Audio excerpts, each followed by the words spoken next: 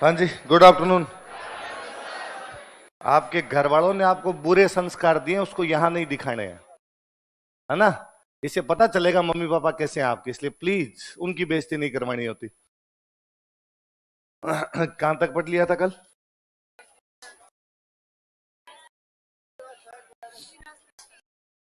परसों रास्ता। चलो सुनाओ देख थोड़ा। अग्निवंशी का सिद्धांत कौन देता है? चंद बरदाई। अपनी कौन सी पुस्तक में?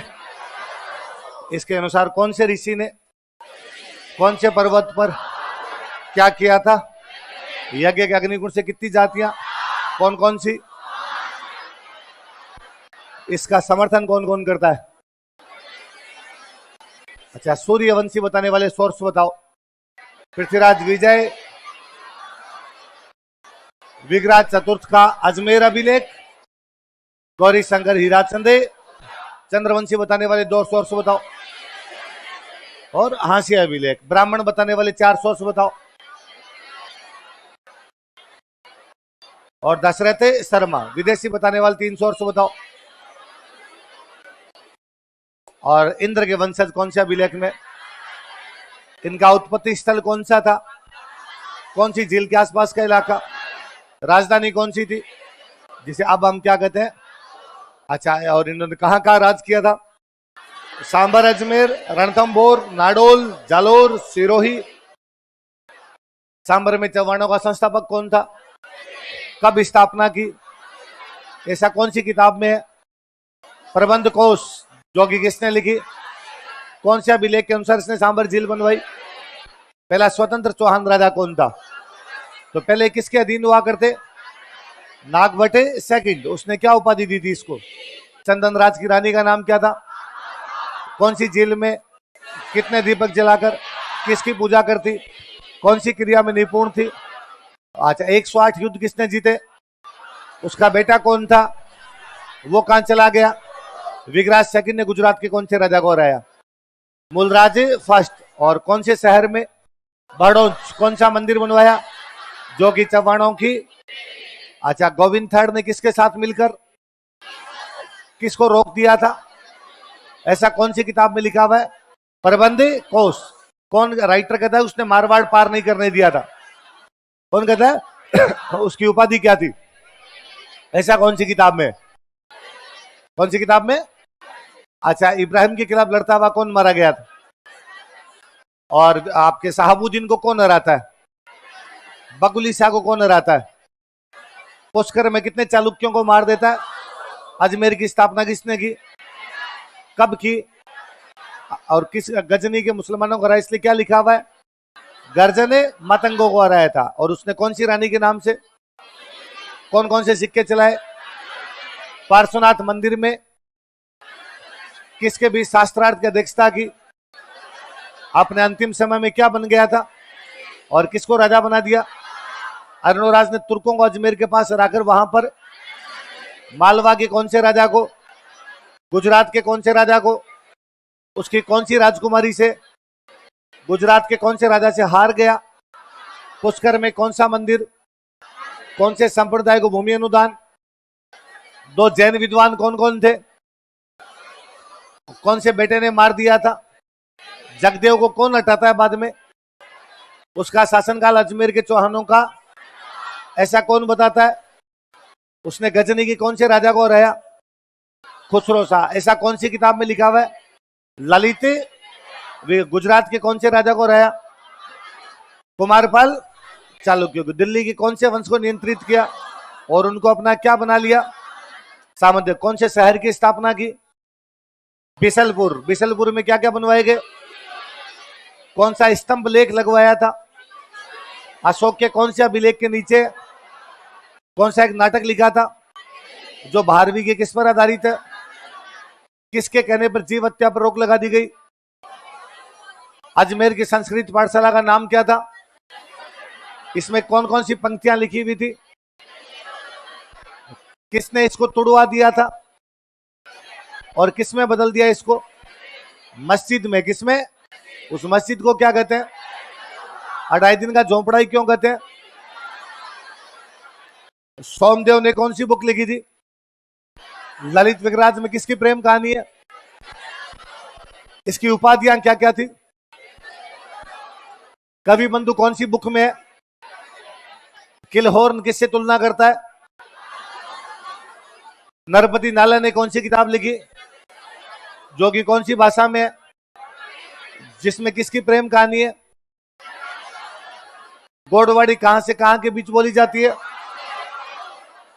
अपर गंगे को कौन हटा देता है बाद में? पृथ्वीराज सेकंड के हांसी अभिलेख के अनुसार उसने क्या बनवाया वहां पे और किसकी नियुक्ति की? दौड़ अभिलेख कौन से मंदिर से प्राप्त होता है? उसके अनुसार राज्य कैसे प्राप्त किया था? कौन सी रानी का नाम मिलता है? मिनाल में कौन सा मंदिर बनवाया था? किसका बचपन गुजरात में बीता था? उसने कोंकण के कौन से राजा को मार दिया था? किसको? मल्लिकार्जुन। जोगी किसका दुश्मन था? उसकी रानी का नाम क्या था? कर्पूरी देवी कहां की राजकुमारी थी? चैदी के कौन से राजा की? उसने अजमेर में कौन सा मंदिर बनवाया? किस किस की मूर्तियां लगवाई? पार्श्वनाथ मंदिर को कौन सा गांव दान में दिया और उसके टाइम में कौन सा अभिलेख लगवाया गया? जोगी कौन से सन का है? तो कौन से मंदिर में कौन से दिगंबर जैन ने किसकी स्मृति में लगवाया? किसके? और इसका जो रचयिता था वो कौन था? और इसका लेखक कौन था? उत्कीर्णक कौन था? इसके अनुसार वासुदेव ने कौन सी झील बनवाई? सामंत कौन से गोत्र का ब्राह्मण था? किसने दिल्ली जीत ली थी? किसने मंदिर को रेवणा गांव दिया था? मंदिरों की भूमि अनुदान क्या कहलाते थे? कौन कौन से तीर्थों की जानकारी है?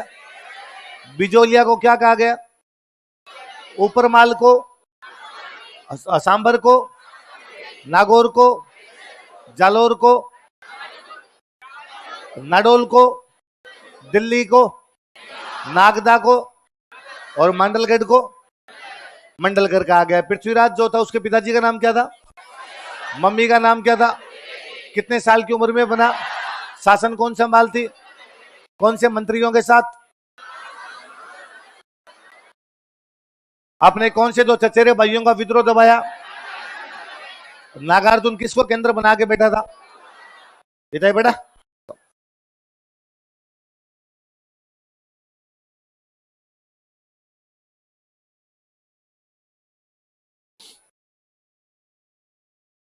हिसार में और गुरुग्राम वाले इलाके में, कौन से इलाकों में? हिसार और गुरुग्राम, इन क्षेत्रों में एक जनजाति रहती थी। जनजाति का नाम था भंडानक। कौन सी जनजाति थी? कहां रहती थी? लेकिन अब वो अपने राजस्थान की तरफ आगे आके इधर लूटपाट मचा रहे थे। मथुरा में, अलवर में और भरतपुर में। कहां लूटपाट मचा रहे थे? मथुरा, अलवर और भरतपुर। पृथ्वीराज जाता है। पृथ्वीराज यही हिसार और गुरुग्राम के रहने वाले थे। यहाँ पे जाके इनको विद्रोह को दबा के आता, इनको समझा के आता कि दोबारा इधर मथुरा की तरफ आई टांगे तोड़ूंगा मैं तुम्हारी। ये विद्रोह उसने दबाया था 1182 में। कब दबाया? ये बात हमें एक जैन राइटर बताता है। उस जैन राइटर का नाम है जिनपति सूरी। क्या नाम है? तो जिनपति सूरी की रचनाओं से इस बात की जानकारी मिलती है किसने कौन सी जनजाति का विद्रोह दबा दिया था। कौन सी जनजाति का?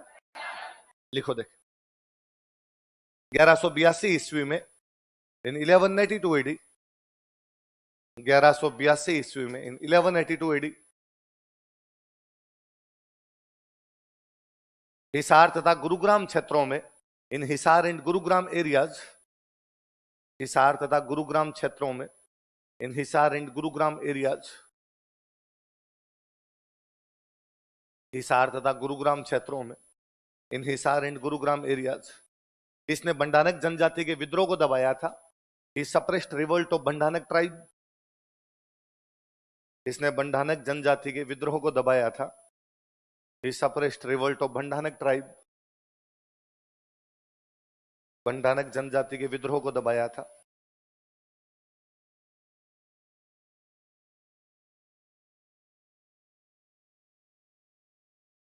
यह जानकारी जिनपति सूरी के लेखन से प्राप्त होती है।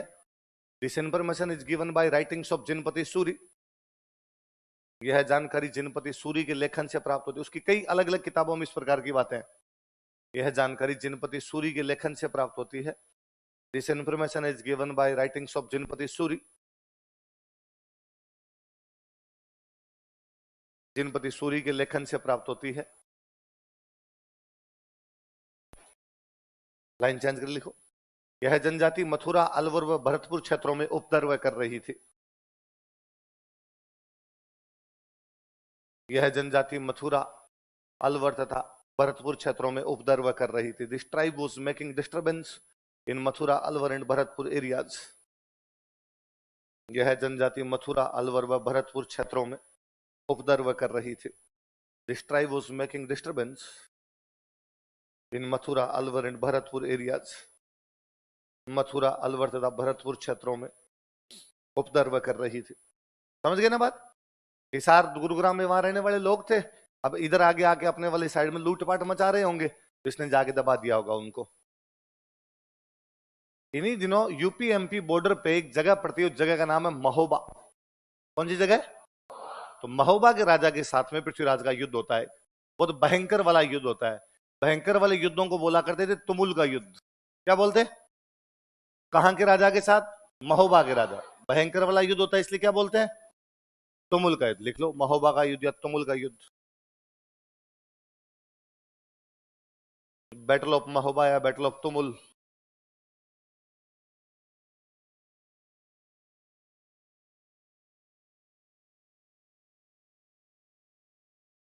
पृथ्वीराज वर्सेज महोबा का राजा, उसका नाम है परमार्दी देव चंदेल। चंदेल वंश था। कौन सा वंश था? यूपीएमपी वाले इधर बॉर्डर पे परमार्दी देव चंदेल है।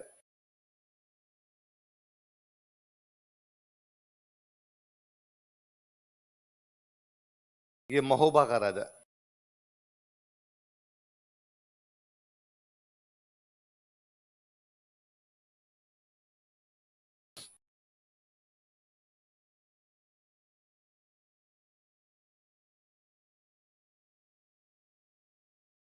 हाँ, ऐसी चलवा दे।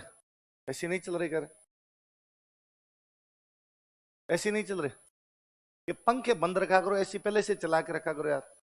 पंखों से ज्यादा आवाज होती है, पहले कम पे कर दिया करो, फिर ज्यादा कर लिया करो। महोबा का युद्ध, तुमुल का युद्ध कब कब हुआ है बताओ देखे? 1182। किस किस के बीच में? परमार्दी देव चंदेल। परमार्दी देव चंदेल कहां का राजा? इससे क्यों लड़ाई होगी इनके बीच? लड़ाई इसलिए हो गई कि पृथ्वीराज चौहान के सैनिक एक किसी युद्ध से वापस आ रहे थे, और किसी युद्ध से, इससे कोई लेना देना नहीं। तो घायल सैनिक थे, वो थोड़े धीमे धीमे आएंगे भाई। घायल होंगे तो इतना तेज नहीं चल पाएंगे, तो एक घायल सैनिकों की टुकड़ी थोड़ी पीछे रह गई। परमार्दी देव चंदेल के सैनिकों ने उन पृथ्वीराज चौहान के घायल सैनिकों को पकड़ के मार दिया। उसने कहा यार लेना न देना, फालतू में मेरे घायल सैनिक आ रहे थे, उनको मार दिया, तो अब रुक, फिर मैं तेरे को घायल भी करूंगा और मारूंगा भी मैं। देखो कारण, रीजन क्या था?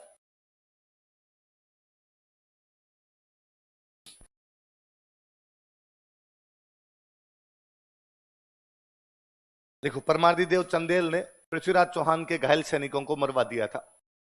Paramardi Dev Chandel got murdered injured soldiers of Prithviraj Chauhan या पृथ्वीराज थर्ड। परमार्दी देव चंदेल ने पृथ्वीराज के घायल सैनिकों को मरवा दिया था। Paramardi Dev Chandel got murdered injured soldiers of Prithviraj. Prithviraj के घायल सैनिकों को मरवा दिया था। Got murdered injured soldiers of Prithviraj.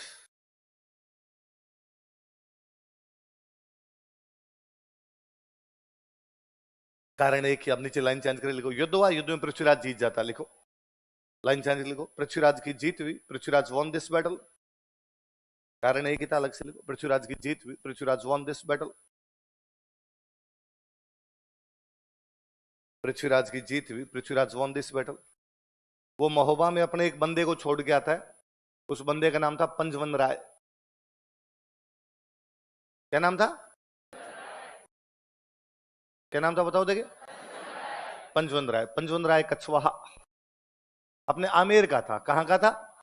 Amer में कछवाहा वंश था, और अब तक आमेर वाले कछवाहा इतने शक्तिशाली नहीं थे, चौहानों के अंडर में है। तो ये बाद में उसके साथ लड़ने के लिए गया, लड़ने के लिए गया तो इसको क्या संभला के आ गया? वो महोबा। क्या संभाल दिया? तो महोबा का प्रशासक किसको बनाता है? पंजवन राव कछवाहा। कहां का है? स्टार लगा के लिखो, थोड़े दिन पहले किसी एग्जाम का क्वेश्चन था। पृथ्वीराज ने पंजवनराव कच्छावा को महोबा का प्रशासक बनाया। Prithviraj appointed Panjavanrao Kachhwaha as administrator of Mahoba. Panjavanrao Kachhwaha को महोबा का प्रशासक बनाया। Appointed Panjavanrao Kachhwaha as administrator of Mahoba. Panjavanrai Kachhwaha को महोबा का प्रशासक बनाया। Appointed Panjavanrao Kachhwaha as administrator of Mahoba. तो महोबा का प्रशासक किसको बनाया? पंजवनराय कच्छवाहा। कहां का था वो? आमेर का। अब आगे अपने पढ़ेंगे आमेर में कौन सा वंश था, कच्छवाहा, तो याद रह जाएगी आपकी बात। इस युद्ध में जो परमार्दी देव चंदेल के सेनापति थे उनके नाम थे आल्हा और उदल। क्या नाम थे? लिख लो। परमार्दी देव चंदेल के सेनापति, कमांडर्स ऑफ परमार्दी देव चंदेल। परमार्दी देव चंदेल के सेनापति,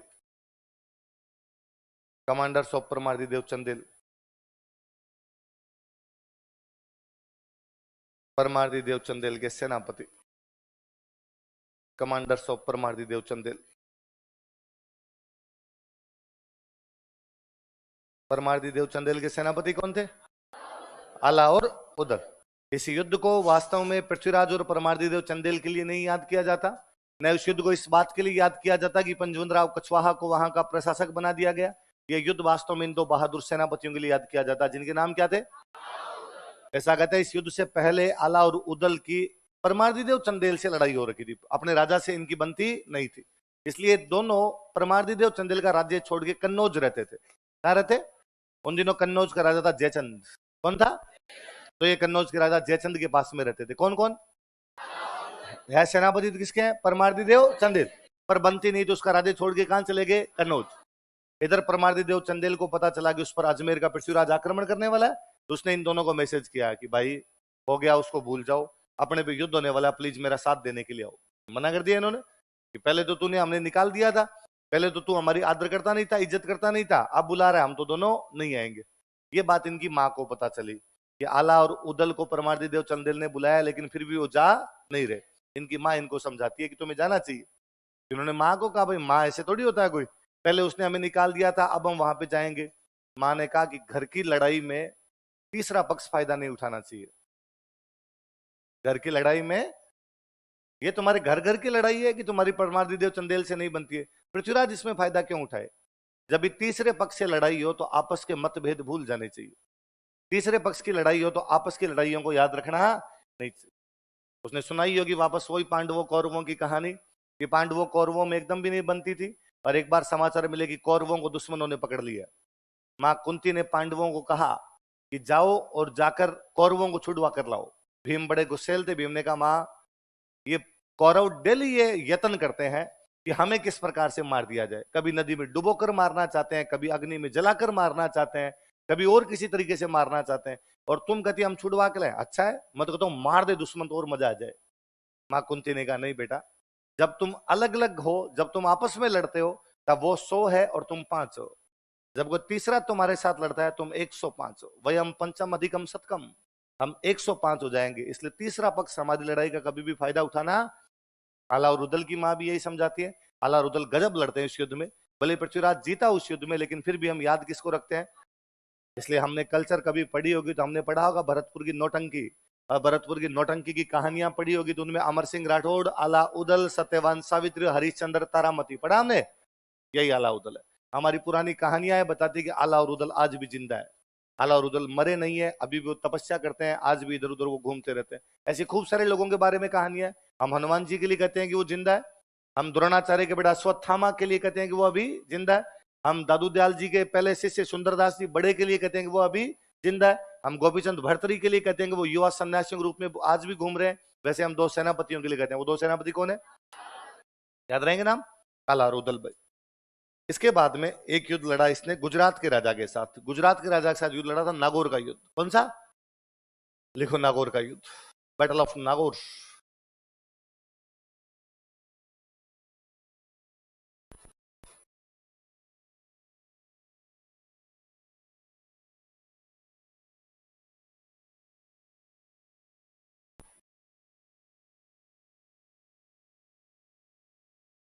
गुजरात का राजा था भीम सेकंड। गुजरात में कौन सा वंश था?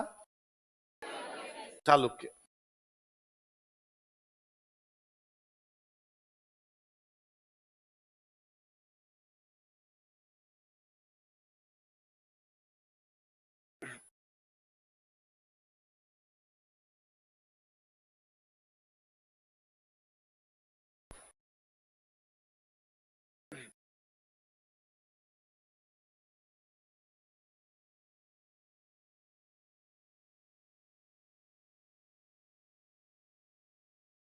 किस किस के बीच में बताओ देखे।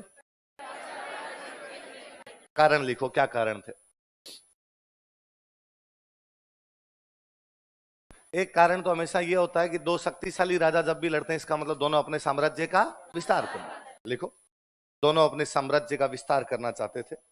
Both of them wanted to expand their empire. दोनों अपने साम्राज्य का विस्तार करना चाहते थे। Both of them wanted to expand their empire. दोनों अपने साम्राज्य का विस्तार करना चाहते थे। Both of them wanted to expand their empire. फिर चौहानों और चालुक्यों में पहले ही नहीं बन रही थी। चौहान चालुक्य पहले भी लड़ी रहे थे आपस के अंदर। हमने पढ़ा है पृथ्वीराज फर्स्ट ने उधर चालुक्यों को 700 चालुक्यों को जो पुष्कर पर आक्रमण कर रहे थे मार दिया। हमने पढ़ा है कि अरुणराज के टाइम में जयसिंह सिद्धराज को उसने हराया था और कुमारपाल से हार गया था। हमने पढ़ा है विगराज ने वापस किसको हराया था? सोमेश्वर के टाइम में चालुक्यों से नहीं लड़ाई हुई क्योंकि सोमेश्वर का ननियाल था उधर से। अब वापस लड़ाई होनी थी इनके बीच में। लिखो, चौहानों तथा चालुक्यों में लंबे समय से दुश्मनी चली आ रही थी। There had been a rivalry between Chauhans and Chalukyas for a long time. There had been a rivalry between Chauhans and Chalukyas for a long time. चौहानों तथा चालुक्यों में लंबे समय से दुश्मनी चली आ रही थी। There had been a rivalry between Chauhans and Chalukyas for a long time. एक कारण और था। कारण यह था, सुनना पहले, अपने आबू में एक राजकुमारी थी, एक परमार राजकुमारी थी। कौन से वंश की? आबू में कौन सा वंश था? परमार। और यहाँ की एक राजकुमारी थी, उसका नाम था इच्छिनी देवी। क्या नाम था? और इन दोनों की इच्छा थी कि इससे ब्याह कर ले, लेकिन इच्छा पूरी हुई भाई पृथ्वीराज की। किसकी भी? पृथ्वीराज ने से शादी कर ली। इसलिए भीम नाराज था। उसने कहा ऐसे कैसे, इच्छिनी देवी से तो मैं भी इच्छा रखता था ब्याह करने की। देखो, तीसरा लिखो, दोनों आबू की परमार राजकुमारी इच्छिनी देवी से विवाह करना चाहते थे। Both wanted to marry Abu's Parmar princess Ichchhini Devi. दोनों आबू की परमार राजकुमारी इच्छिनी देवी से विवाह करना चाहते थे। Both wanted to marry Abu's Parmar princess Ichchhini देवी।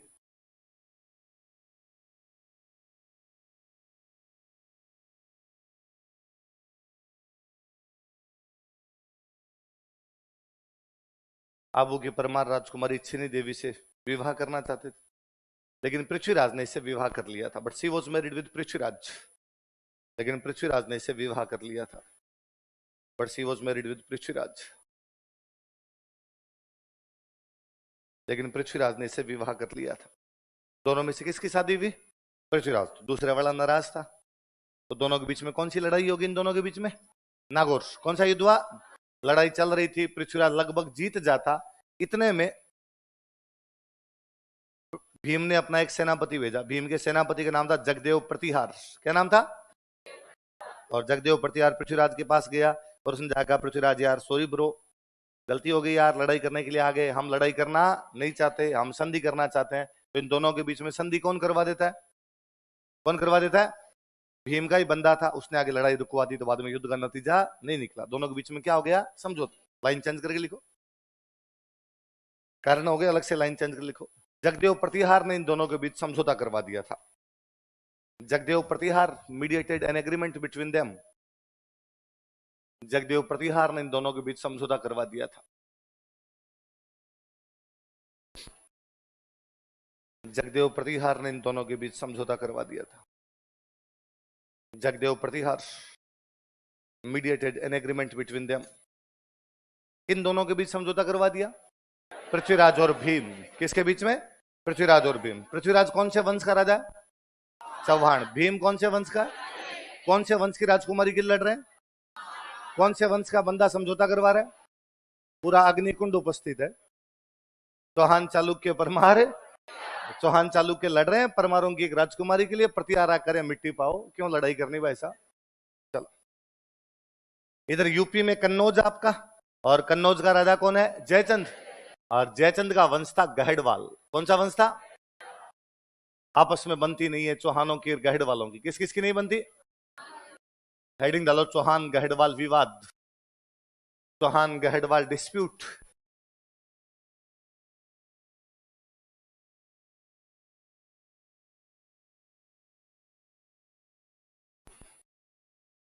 चौहानों का राजा कौन है? पृथ्वीराज। गहड़वालों का राजा कौन है? जयचंद। और वो कहां का राजा है? कन्नौज। कन्नौज कहां पड़ता है? यूपी।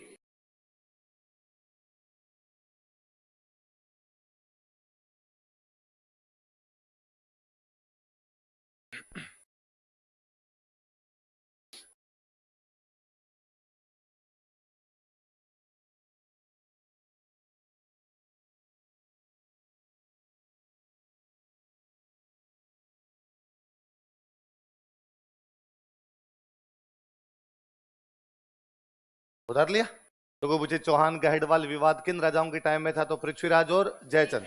जयचंद कहां का राजा था? क्या कारण थे? लिखो, विवाद के कारण, causes of dispute.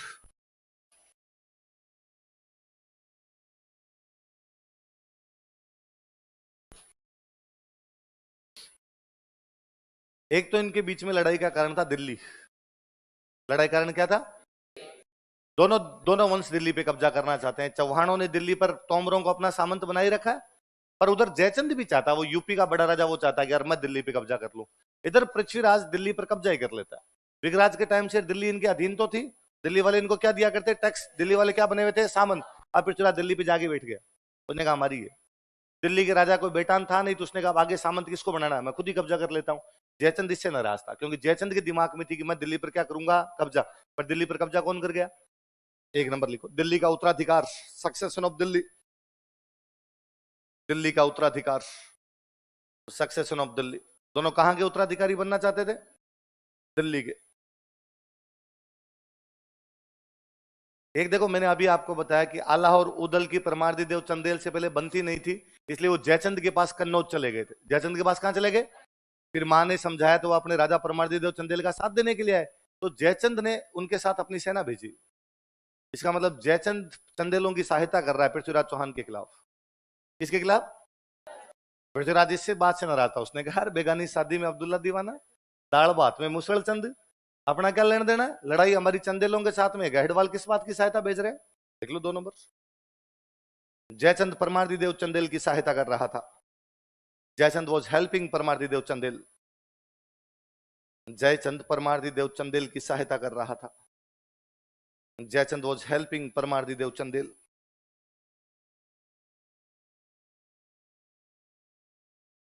Jaichand परमार्दी Dev Chandel की सहायता कर रहा था। परमार्दी देव लिख लो तो ठीक है, वरना पीछे देख लेना, दिक्कत ही होगी तुम्हारे लिखने में। परमार्दी देव चंदेल की सहायता कर रहा था। एक कहानी यह भी है कि जयचंद की एक राजकुमारी थी, और राजकुमारी का नाम था सयोंगिता। क्या नाम था? और सयोंगिता और पृथ्वीराज दोनों एक दूसरे को बेइंतहा मोहब्बत करते हैं। और सयोंगिता ने अपने पिताजी को कहा कि भाई मैं शादी करूंगी तो किससे करूंगी? पृथ्वीराज। और जयचंद ने कहा और तू किसी का ही नाम ले दे, उससे ब्याह कर देंगे, पर पृथ्वीराज से शादी करने से अच्छा है तेरे को कुएं में डाल दे। पृथ्वीराज हमारा दुश्मन है और उससे तेरी शादी करेंगे। सयोगिता ने भी कहा कि मोहब्बत इन सब चीजों को कहां देखती है। जयचंद को लगा यार कुछ और बात हो, इससे पहले राजकुमारी की शादी कर दी जाए। राजकुमारियों की शादी के लिए पहले स्वयंवर रचाते। क्या रचाते? स्वयंवर। अपना वर खुद चुन ले, वो क्या हो जाए? स्वयं। भारत के तमाम राजाओं और तमाम राजकुमारों को निमंत्रण भेजे गए कि राजकुमारी सयोगिता अपना वर चुनना चाहती है। भारत के तमाम राजा और तमाम राजकुमार अपने रिज्यूमे के साथ उपस्थित हो। पूरे हॉल के अंदर सारे राजा और राजकुमार बिठाए गए, सिवाय पृथ्वीराज के। पृथ्वीराज को किसी भी प्रकार का कोई इनविटेशन नहीं भेजा। उल्टा कहते जयचंद ने पृथ्वीराज की एक मूर्ति बनवाई, बाहर जहां गेट कीपर खड़ा रहता वहां गेट कीपर की जगह लगवाई। किसकी औकात इतनी है, ये केवल दरवाजे पे आके गेट कीपर बन सकता है, मेरे महल के अंदर घुसे नहीं सकता। राजकुमारी सयोगिता हाथ में वरमाला लिए हुए एक एक राजकुमार के पास जाए और उससे पूछे कि प्री में कितने नंबर आए थे। तुम मेंस की तैयारी कैसे चल रही है तुम्हारी? हिंदी इंग्लिश पढ़ते हो कि नहीं पढ़ते हो? लेकिन कोई भी राजकुमार बातों का संतोषजनक जवाब। राजकुमारी स्वयंगिता वरमाला लिए हुए महल से बाहर निकली। बाहर गेट कीपर वाली मूर्ति थी, उसके पहनाई। और कहते पृथ्वीराज पहले से अपनी सेना लेके तैयार खड़ा था बाहर। वो स्वयंगिता को लेके वहां से निकल जाता है। जयचंद उसका पीछा करने की कोशिश करता है। पृथ्वीराज की सेना आगे तैयार खड़ी रहती है। पृथ्वीराज की सेना जयचंद की सेना को हरा देती है। जयचंद इस बात से भी नाराज था कि उसने स्वयंगिता का अपहरण कर उससे क्या कर ली थी। सब लिखो, तीसरा लिखो। पृथ्वीराज ने जयचंद की राजकुमारी स्वयंगिता का अपहरण कर उसे विवाह कर लिया था। Prithviraj kidnapped Jaichand princess Swayangita and married her. Prithviraj ने जयचंद की राजकुमारी स्वयंगिता का अपहरण कर उसे विवाह कर लिया था। Prithviraj kidnapped Jaichand princess Swayangita and married her. Prithviraj ने जयचंद की राजकुमारी मानुषी छिल्लर का अपहरण कर पृथ्वीराज वाली मूवी में स्वयंगिता वही बनी है, मानुषी छिल्लर। जयचंद की राजकुमारी स्वयंगिता का अपहरण कर उसे विवाह कर लिया था। Kidnap Jaichand princess Swayangita and married her. Swayangita का अपहरण कर उसे विवाह कर लिया था। ज्यादातर इतिहासकार कहते हैं भाई साहब ये प्रेम कहानियां भारत में लोकप्रिय हो जाती है, इनका इतिहास से कोई लेना देना नहीं होता है, कि बस ठीक है इस प्रकार की कहानियां थोड़ी चटपटी होती है, भारतीयों को मजे आते हैं ऐसी कहानियों में, इसलिए पीढ़ी दर पीढ़ी आगे बढ़ने लग जाती है और कहानियां लोकप्रिय हो जाती है। बाकी ऐसा कोई भी कारण नहीं। ज्यादातर इतिहासकार डिनाई करते हैं। एक इतिहासकार कहते हैं ना था भाई, मैंने देखा इसको। वो इतिहासकार है दशरथ शर्मा। कौन है? लिखो, इसी लाइन के कोष्टक में लिखो। ये जो तीसरा पॉइंट लिखा है इसके कोष्टक में लिखो। दशरथ शर्मा ने इस प्रेम कहानी को स्वीकार किया था। दशरथ शर्मा ने इस प्रेम कहानी को ऐतिहासिक तथ्य के रूप में स्वीकार किया। ये लिखो, दशरथ शर्मा ने इस प्रेम कहानी को ऐतिहासिक तथ्य के रूप में स्वीकार किया। Dasharath Sharma accepted this love story as historical fact. Dasharath Sharma ने इस प्रेम कहानी को ऐतिहासिक तथ्य के रूप में स्वीकार किया था।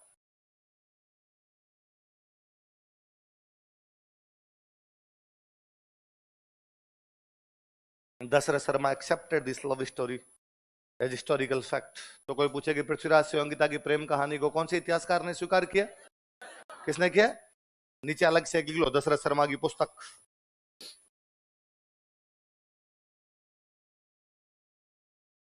दार्ली चौहान डायनेस्टीज।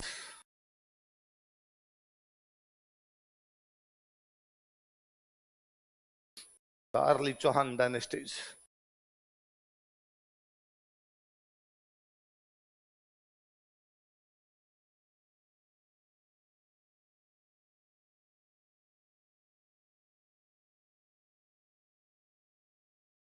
क्या नाम बुक का बताओ देखे।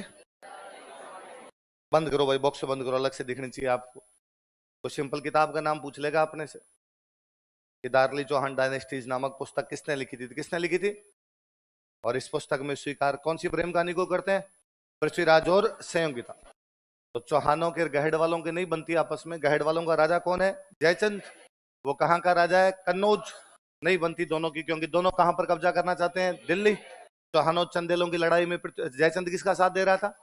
चंदेलों का। किसका साथ दे रहा था? और एक कारण ये था कि जयचंद की राजकुमारी का नाम क्या था? स्वयंगिता। कौन अपहरण करता है और उसे क्या कर लेता है? इस प्रेम कहानी को स्वीकार कौन करता है? दशरथ शर्मा। अपनी कौन सी बुक में?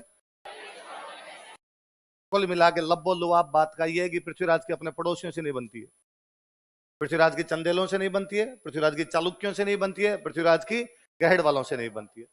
ये वो दौर था जब गजनी की तरफ से लगातार आक्रमण होते जा रहे थे, चौहान उन आक्रमणों को रोक रहे थे। इस बार गजनी की तरफ से पुनः एक आक्रमण हो रहा है। इस बार जो आक्रमण करने के लिए बंदा आ रहा है उसका नाम है मोहम्मद। क्या नाम है? वो गजनी के पास में एक जगह पड़ती है गोर। कौन सी जगह? वो गोर का रहने वाला इसलिए गोरी, गौर प्रांत का रहने वाला इसलिए नाम क्या था? वो गजनी का रहने वाला इसलिए गजनवी, गौर का रहने वाला इसलिए गौरी। इस बार आक्रमण करने के लिए आ रहा था मोहम्मद गौरी। कौन आ रहा था? मोहम्मद गौरी। किससे लड़ने के लिए? किससे? पृथ्वीराज। लगातार हमले हो रहे थे, पृथ्वीराज के पूर्वज उनको रोक ही रहे थे। इस बार गौरी थोड़ा शक्तिशाली पड़ा, गौरी थोड़ा आगे की तरफ आ गया।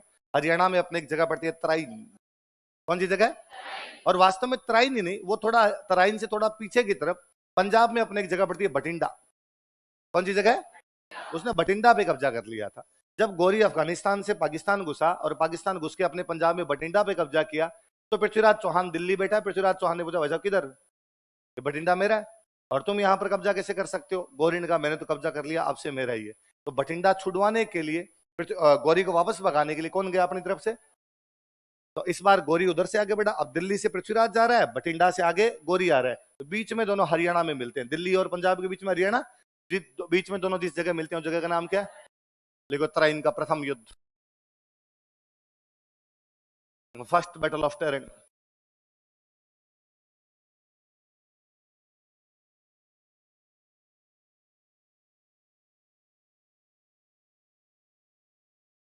तराइन का पहला युद्ध, फर्स्ट बैटल ऑफ टेरिंग। किस किस के बीच में बताओ देखिए? पृथ्वीराज और मोहम्मद गौरी। मोहम्मद गौरी वही गजनी की तरफ से आ रहा है, गजनी का राजा। और ये वास्तव में खुद गौर प्रांत का रहने वाला था, इसलिए गौरी है।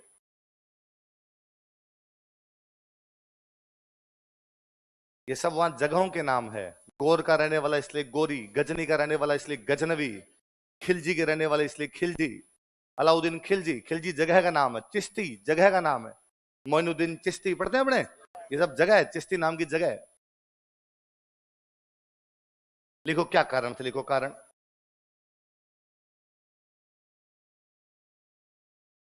दो शक्तिशाली राजाओं के बीच में कारण क्या होंगे? साम्राज्य का विस्तार। लिख लो, दोनों अपने साम्राज्य का विस्तार करना चाहते थे। Both of them wanted to expand their empire.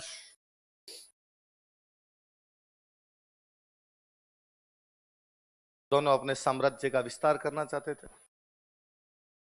Both of them wanted to expand their empire.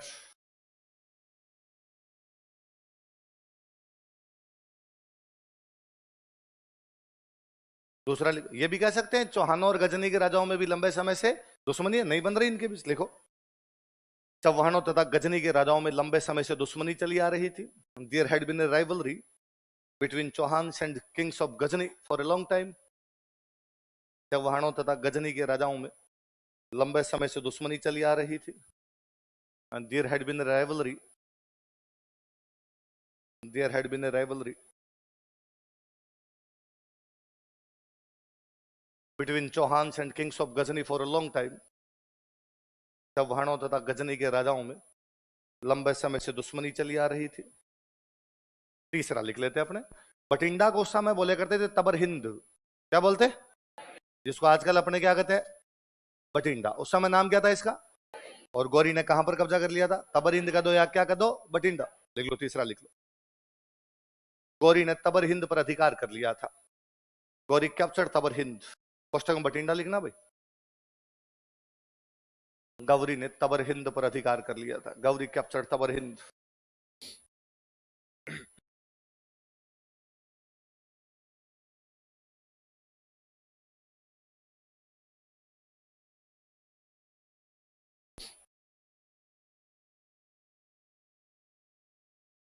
कारण हो गए, लाइन चेंज करके लिखो। इस युद्ध में पृथ्वीराज की जीत हुई। Prithviraj one this battle. इस युद्ध में पृथ्वीराज की जीत हुई। Prithviraj one this battle.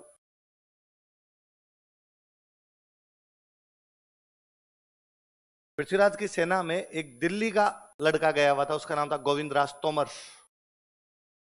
क्या नाम था?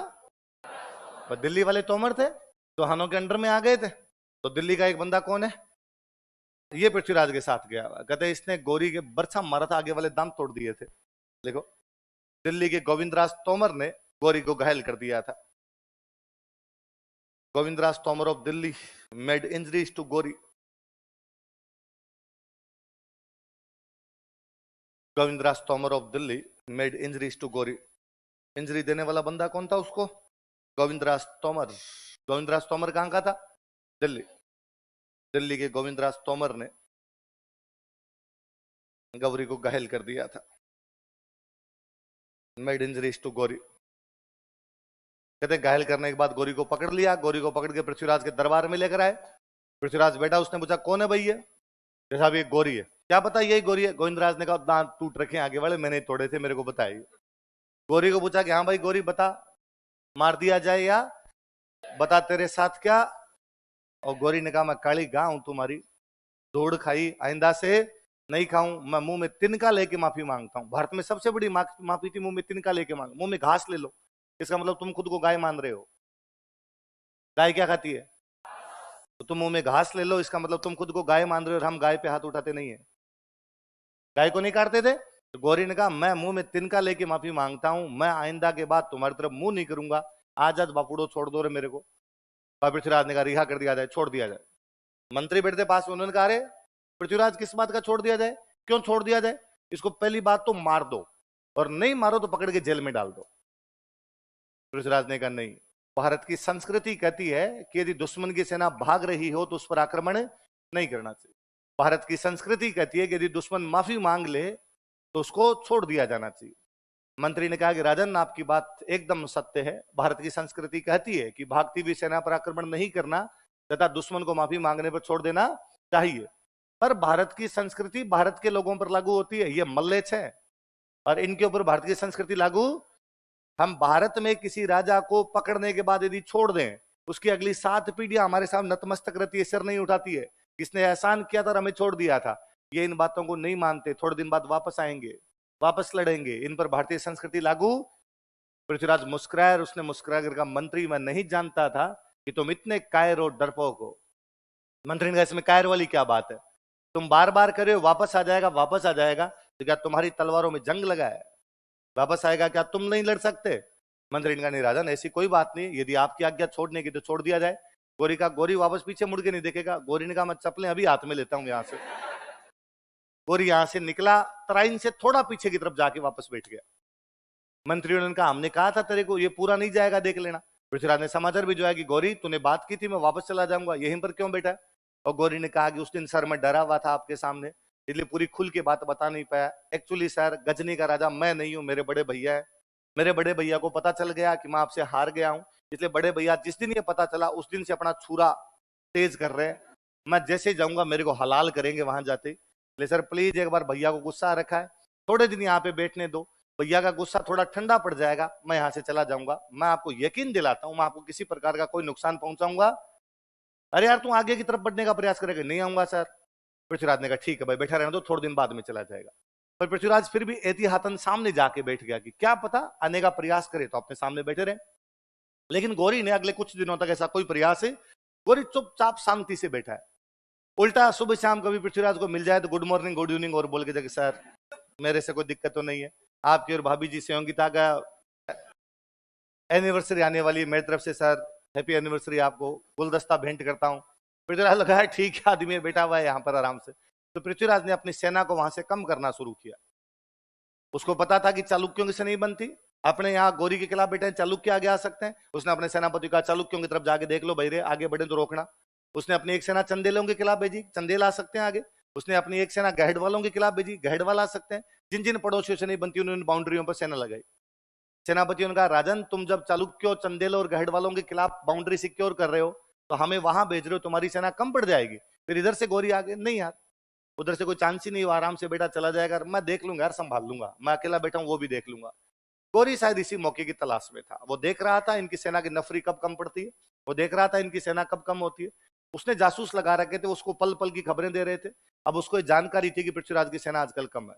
उसे एक दिन और जानकारी मिली कि इनकी कोई पार्टी थी, कोई फैमिली फंक्शन था, लेट नाइट पार्टी करके लोग सोए हैं, रात को 2-3 बजे के आसपास में सोए हैं। गौरी अचानक रात को ये लोग लेट नाइट सोए थे, गौरी अचानक सुबह 5 बजे के आसपास हमला करता है, सोते हुए लोगों को मार देता है। तराइन का दूसरा युद्ध युद्ध नहीं विश्वासघात था।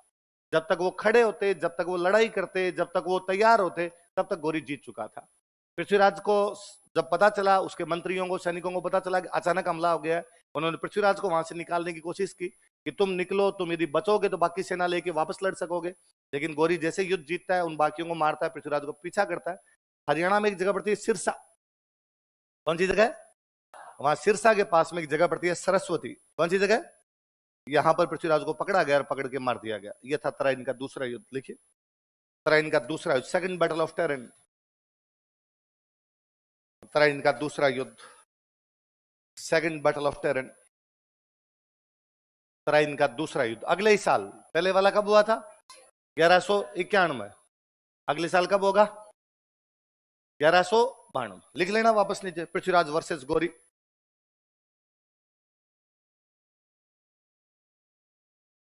पृथ्वीराज वर्सेस गौरी।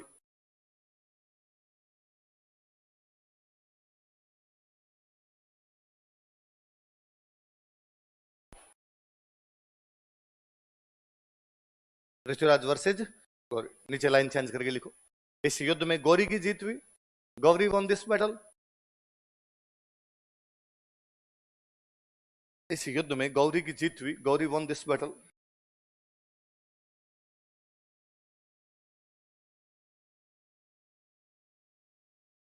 किसकी जीत हुई? गौरी की जीत हुई। लाइन चेंज कर लिखो।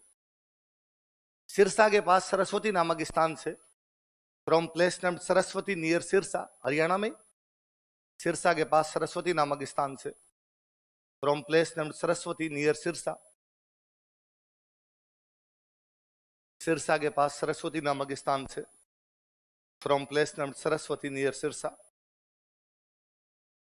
सिरसा के पास सरस्वती नामक स्थान से पृथ्वीराज को गिरफ्तार किया गया। Prithviraj was arrested.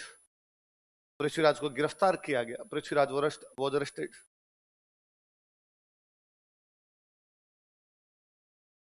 पृथ्वीराज को गिरफ्तार किया गया। पृथ्वीराज वॉज अरेस्टेड तथा मार दिया गया। And was murdered. तथा मार दिया गया। And was murdered.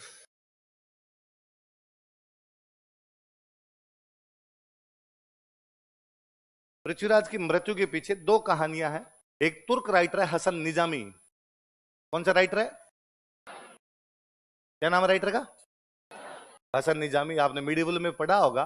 Hasan Nizami ने एक बुक लिखी है, ताजुल मासिर। कौन सी बुक लिखी है? उन तुर्कों के साथ में आया हुआ एक राइटर है, फारसी भाषा में बुक लिखता है। बुक का नाम क्या है? वो लिखता है कि हमने पृथ्वीराज को पकड़ा। पकड़ने के बाद पृथ्वीराज ने हमारी अधीनता स्वीकार कर ली। हमारी मतलब गौरी की अधीनता स्वीकार कर ली। और जब गौरी की अधीनता स्वीकार कर ली तो गौरी ने उसको अजमेर का राजा बना दिया। वापस कहां का बना दिया? पर गौरी ने कहा मैं दिल्ली हूं, तू अजमेर है, तू मेरे अंडर में, तू मेरे सामंत है, मेरे को टैक्स वगैरह देगा। तो पृथ्वीराज अधीनता स्वीकार करके कहां पर चला गया? अजमेर। लेकिन थोड़े दिनों बाद उसने वापस हमारी अधीनता मानने से मना कर दिया। वापस हमारे खिलाफ बगावत करने की कोशिश की। इस बार हमने उसको पकड़ा और पकड़ दिया, हमने मार दिया। ऐसा कौन कहता है? ऐसा नहीं जाना। अपनी कौन सी बुक में? उसकी कुल मिला के कहानी का सारांश यह है कि पृथ्वीराज ने कुछ दिनों तक किसके अधीन राज किया? गौरी। किसके अधीन राज किया? लाइन चेंज करके लिखो। हसन निजामी के अनुसार, अकॉर्डिंग टू हसन निजामी, हसन निजामी के अनुसार, अकॉर्डिंग टू हसन निजामी, पृथ्वीराज ने कुछ समय तक गौरी के अधीन शासन किया था। Prithviraj ruled under Ghori for some time. Prithviraj ने कुछ समय तक गौरी के अधीन शासन किया था। Prithviraj ruled under Ghori for some time. Prithviraj ने कुछ समय तक गौरी के अधीन शासन किया था। Prithviraj ruled under Ghori for some time. नीचे बुक का नाम लिख लो, हसन निजामी की पुस्तक। गर्म पानी मंगवाया यार, थोड़ा गर्म मंगवा। कुछ समय तक गौरी के अधीन शासन किया था। Ruled under Ghori for some time. Hasan Nizami की बुक का नाम क्या बताओ देंगे? ताज उल मासिर। क्या नाम है? और अलग से बॉक्स से बंद कर लो।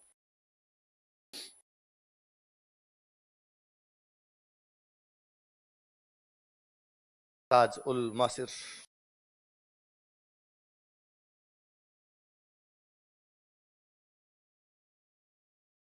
कौन सी बुक है बताओ?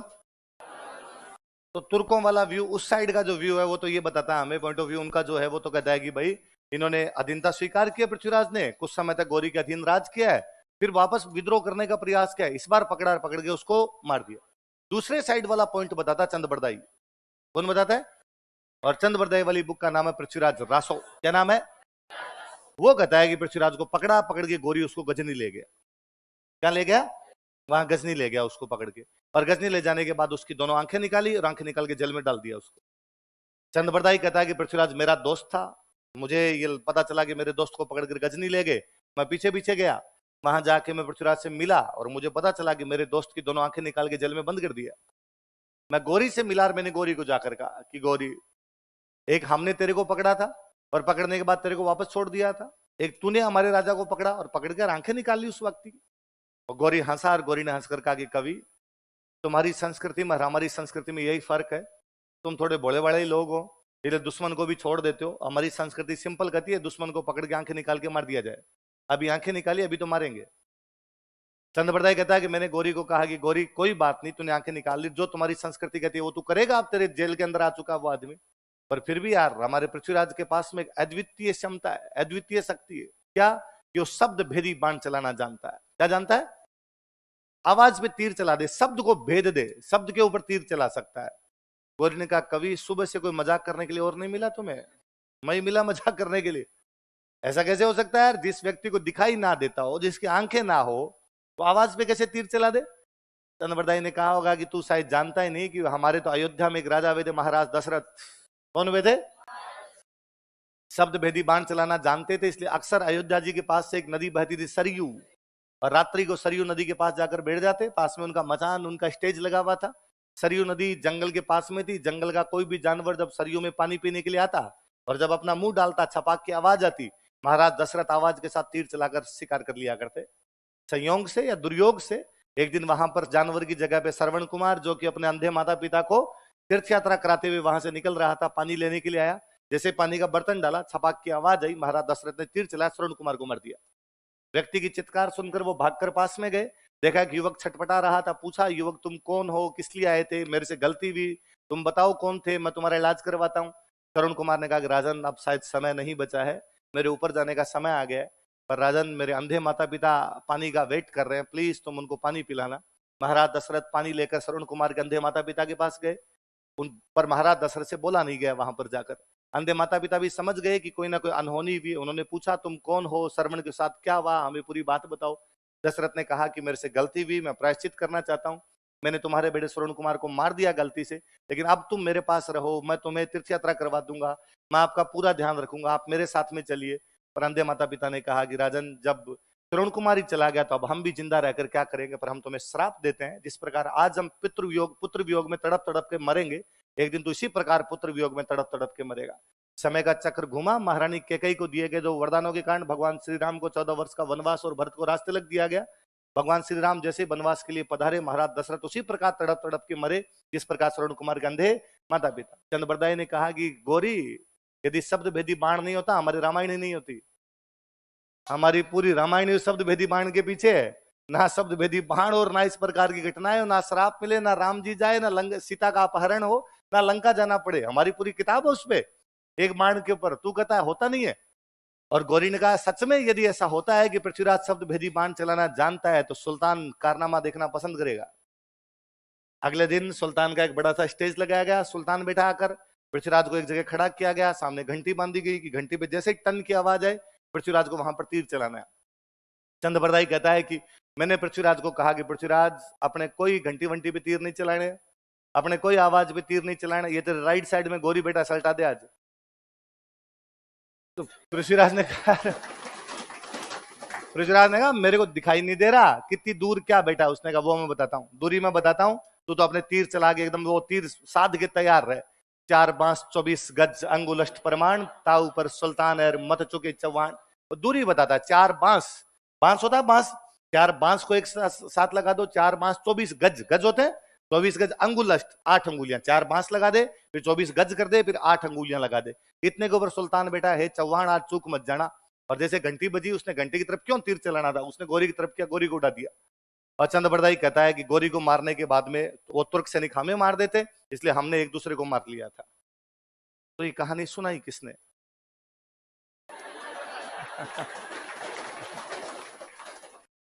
ये बात बताई किसने हमें? हालांकि हम इस बात का उत्तर देते हैं और हम कहते हैं कि चंद्रप्रदाय के बेटे थे जलहण, क्या नाम था? जलहण इस कहानी को लिखते हैं। पर अभी तक चंद्रप्रदाय की पुस्तक पृथ्वीराज रासो की ऐतिहासिकता संदिग्ध है। अभी तक ये नहीं पता चल पाया कि पृथ्वीराज रासो जो है वो कब लिखी गई और किसके द्वारा लिखी गई। पृथ्वीराज रासो की अधिकांश बातें हिस्टोरिकली पैमाने पर खरी नहीं उतरती है।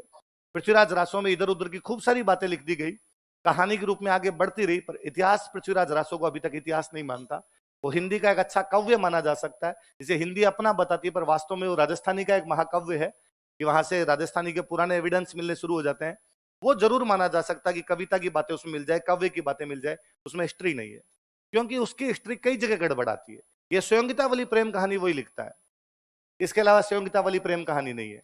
वो इवन ये तक बताता है कि पृथ्वीराज और जयचंद दोनों का ननिहाल दिल्ली था, और दोनों आपस में मौसी के बेटे भाई थे, इसलिए लड़ाई हो गई थी आपस के अंदर दिल्ली को लेकर। पर हम जानते हैं कि कर्पूरी देवी दिल्ली की नहीं, वो चेदी की राजकुमारी थी और अचल राज कलचूरी की पुत्री थी, लेकिन वो इनको तोमर बता देता है। उसकी किताब में से कई गड़बड़ियां हैं, इसलिए हम उस बात को स्वीकार नहीं करते। शायद हुआ यही है, हसन निजामी भी एग्जेजरेट कर गया चीजों को। गोरी ने यहाँ पृथ्वीराज को पकड़ा है, पकड़ के उसको गजनी लेके गए हैं, आंखें निकाली है, जेल में बंद किया है, और जेल में बंद करने के बाद मार दिया, एक दिन गजन ले जाके उसको मार दिया। इसके अलावा दूसरी कोई बात ही नहीं। हम इन कहानियों में ना जाकर, इतिहास ये कहता है कि हम पता लगाएं कि वो घटना क्या थी, या उस घटना की वजह से क्या प्रभाव पड़े, तराइन के युद्ध में क्यों हार गए थे, जब अब तक चौहान उनको रोक रहे थे, तो ऐसा क्या हुआ उस बार की उस बार नहीं रोक पाए थे। लिखो, पृथ्वीराज चौहान की हार के कारण, causes of defeat of Prithviraj Chauhan, Prithviraj Chauhan की हार के कारण, causes of defeat of Prithviraj Chauhan.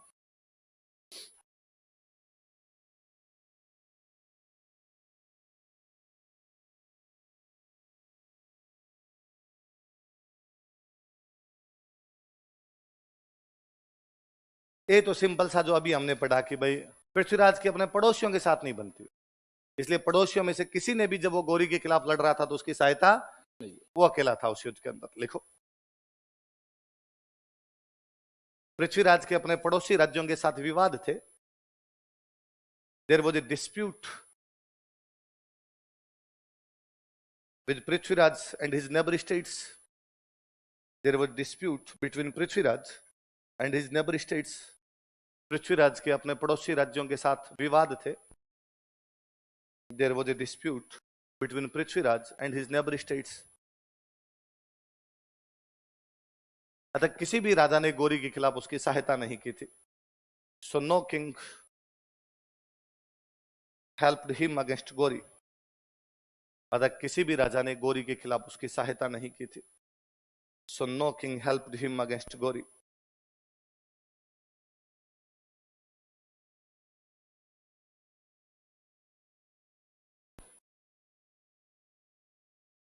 मैंने भी आपको बताया था कि उसने अपनी सेना वापस भेज दी थी और बाकी सीमाओं पर सेना लगी हुई थी, तो उसकी सेना गौरी के मुकाबले क्या पड़ गई थी? कम। दूसरा लिखो, तराइन के दूसरे युद्ध में, in second battle of Tarain, Tarain के दूसरे युद्ध में, in second battle of Tarain, Prithviraj की सेना गौरी के मुकाबले कम थी। Prithviraj had less army than Ghori. Prithviraj की सेना गौरी के मुकाबले कम थी। Prithviraj had less army than Ghori. Prithviraj की सेना गौरी के मुकाबले कम थी। Prithviraj had less army than Ghori. तथा उसके अधिकतर सेनापति and most of his commanders, तथा उसके अधिकतर सेनापति and most of his commanders अन्य सीमाओं पर व्यस्त थे। वर इंगेज्ड ऑन अदर बाउंड्रीज। अन्य सीमाओं पर व्यस्त थे। वर इंगेज्ड ऑन अदर बाउंड्रीज। कहां इंगेज हो रखे थे? अन्य सीमाओं पर, अन्य सीमाओं पर व्यस्त थे। वर इंगेज्ड ऑन अदर बाउंड्रीज। जैसे एग्जांपल लिखते हैं, फर्स्ट बैटल में इसके दो सेनापति थे, एक का नाम था स्कंद और एक का नाम था उदयराज। कौन कौन? वो दोनों इस बार नहीं थे। लिख लो, जैसे स्कंद और उदयराज।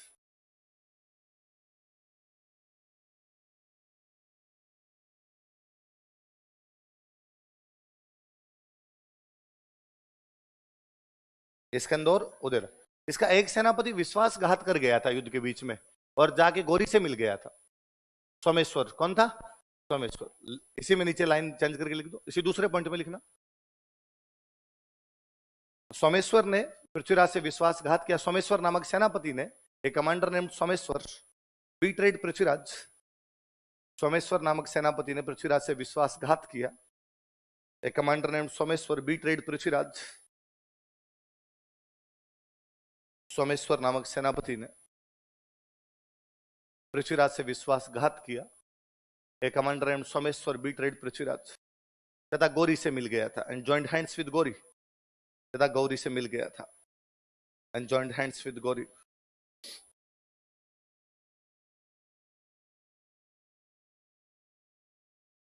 अगला लिखते हैं, एक पृथ्वीराज की यह भी तो कमी है कि तराइन का पहला युद्ध हुआ है 1191 में, अगला युद्ध हो रहा है 1100। आपने साल भर उसको समय क्यों दिया? उसी टाइम हाथों हाथ हमला किया जाता, उसे बाउंड्री से बाहर निकाल देते तो उसको दूसरा युद्ध करने का समय नहीं मिलता। लिखो, तराइन के पहले युद्ध के बाद, after first battle of Tarain, Tarain के पहले युद्ध के बाद, after first battle of terrain,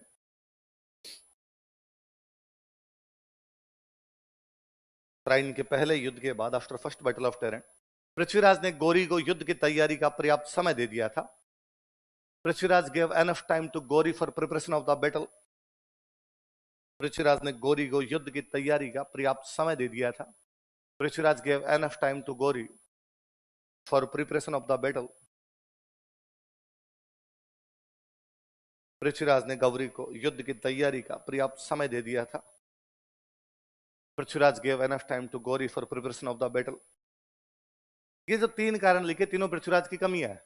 कि उसके पड़ोसियों के साथ लड़ाई है, इसलिए कोई साथ नहीं देने के लिए आया। पड़ोसियों के साथ लड़ाई है, इसलिए उसके सेनापति अन्य बाउंड्री पर लगे हुए। उसने तराइन के पहले युद्ध के बाद युद्ध की तैयारी का, कोई हारता है इसका मतलब उसमें कोई ना कोई कमी है, पर सामने वाला जीतता है इसका मतलब उसमें कुछ अच्छी बात है। तो ऐसा गौरी में भी तो कुछ रहा होगा कि इस वजह से पृथ्वीराज आ रहा है। एक तो ये कि गौरी एक अच्छा सेनापति है, उसने बिना लड़ाई अपनी डिप्लोमेसी से पृथ्वीराज को हरा दिया। उसका ये कहना कि मेरा भाई राजा है, मैं गया तो मेरे को काट देगा, थोड़े दिन यहां पर बैठा रहने दे। उसका ये कहना कि एक बार छोड़ दे, मैं वापस नहीं आऊंगा। उसका जासूसों से पता लगवाना कि वो कितने बजे सोते हैं, कब उठते हैं, कब बैठते हैं, उसकी भी तो अच्छी बात है। भले ये उनकी किसी प्रकार की चीजें थी, अपने वाले इन चीजों में नहीं पढ़ते, वो वाले पढ़ते थे, पर उसकी तरफ से तो अच्छा ही हुआ ये सब। देखो अगला कारण लिखो, गौरी एक अच्छा सेनापति था। Gauri was a good commander. Gauri एक अच्छा सेनापति था। Gauri was a good commander. तथा उसने अपनी कूटनीति से पृथ्वीराज को हरा दिया था। And he defeated Prithviraj by his diplomacy. तथा उसने अपनी कूटनीति से पृथ्वीराज को हरा दिया था। And he defeated Prithviraj by his diplomacy.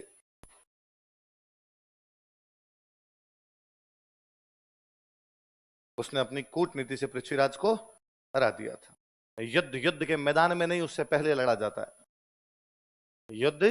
युद्ध के मैदान में नहीं, उससे पहले लड़ा जाता है। आप पहले क्या तैयारियां करते हैं, किस प्रकार की आप कूटनीतियां अपनाते हैं, वो ज्यादा डिपेंड करती है। युद्ध के मैदान की बातें अलग, उससे पहले की तैयारियां अलग। दो कारण हमें हमेशा लिखने हैं, बाहर वाला कोई आगे जीते, अपने वाला कोई हारे, दो बातें हमेशा लिखनी। एक तो यह था कि अपने आप भारत में लड़ाइयों में हाथियों का प्रयोग ज्यादा करते। किसका प्रयोग? जबकि बाहर से जो तुर्क आ रहे थे, या बाहर से जो भी गजनी वाले आते, उनके पास थे घोड़े। क्या थे? किसी टाइम में भारत के लोग ही जब लड़ रहे थे तो मेरे पास भी आती, आपके पास भी आती, तो बराबर हो रहे थे। पर जब हाथी और घोड़े वाली लड़ाई होगी ना, उसमें घोड़े वाले के पास एज होगा। उसमें घोड़े वाले के पास, भाई घोड़ा तेज दौड़ने वाला जानवर है। हाथी जब तक जाएगा यूं डुलमुल डुलमुल करता, तब तक घोड़े वाला आगे दो चार को सल्ट आगे चला जाएगा। फिर दूसरा, अचानक सुबह सुबह जब अटैक हुआ, हाथियों पे आगे तीर लगने लगे। हाथी ऐसा जानवर है कि पागल जल्दी होता है। हाथी पागल हो गए, तीर लगने लगे, तो उनके भी तो आउट ऑफ सिलेबस था। उनको भी नहीं पता था ना अचानक इस प्रकार से आ जाएंगे। वरना आपने जब हाथियों को लड़ाई में लेके जाते थे तो हाथियों को दारू पिला के लेके जाते। मदमस्त हाथी, हाथियों को बोलते हैं मदमस्त, नशा करवाते। नशे के अंदर झूलता हुआ हाथी को लग भी जाते दो चार तीर तो फर्क नहीं पड़ता। बेटा बेटा बेचारा नींद ले रहा, अचानक तीर लगा, उसने कहा वैसा। हाथी पागल हो गए थे, वही सेना पे चढ़ गए थे, वही मार गए थे। एक ये कारण था। दूसरा कारण ये कि अपने यहाँ पे भारी हथियारों का प्रयोग करते। कैसे हथियार थे? आप अभी भी अपनी कहानियां सुनेंगे तो आप सुनेंगे फलाने राजा की तलवार इतने किलो की, फलाने राजा का भला इतने किलो का। भारी बताना ये अच्छा ही माना जाता है आपने। जबकि अब दुश्मन जो आ रहे थे सामने से, उनके पास बहुत लाइटर वेपन्स थे, बहुत हल्की हल्की तलवारें थी। हल्की तलवार आप जल्दी कैरी कर सकते हो, जल्दी वार कर सकते हो। उस लड़ाई में अपने वाले कहीं ना कहीं पिछड़ रहे थे टेक्नोलॉजी में, उनके पास थोड़ा ना कहीं फायदा मिल रहा था। देखो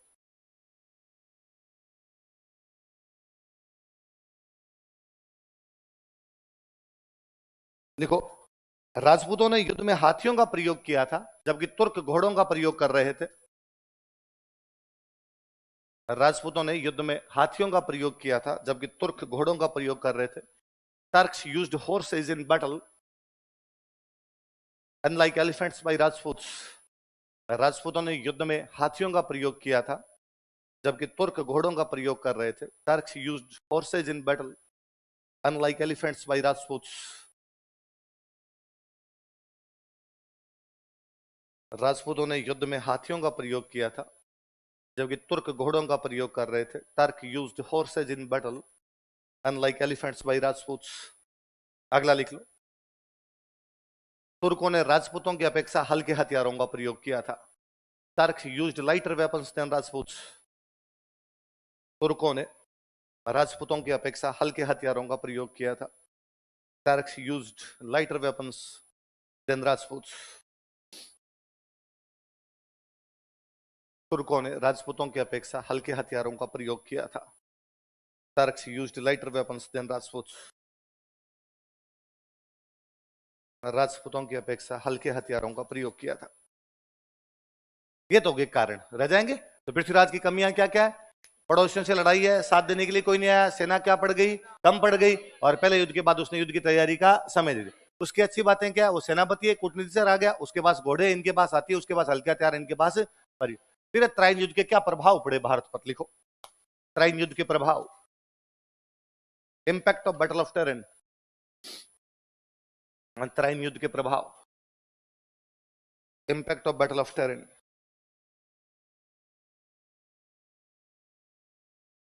पॉलिटिकली इंपैक्ट तो एक तो यह था कि उस समय भारत की सबसे बड़ी शक्ति थे राजपूत। उनका सबसे बड़ा राजा था पृथ्वीराज। पृथ्वीराज हार गया, इसका मतलब सबसे बड़ी शक्ति हार गई। सबसे बड़ी शक्ति हार गई तो गौरी के जो भी उत्तराधिकारी जो भारत में राज कर रहे थे, अब कुतुबुद्दीन ऐबक को छोड़ के गया। गौरी खुद राज नहीं करता, गौरी अपने एक सेनापति को छोड़ के जाता। कौन था? कुतुबुद्दीन ऐबक। उनके लिए भारत में राज करना आसान हो गया, टफ हो गया?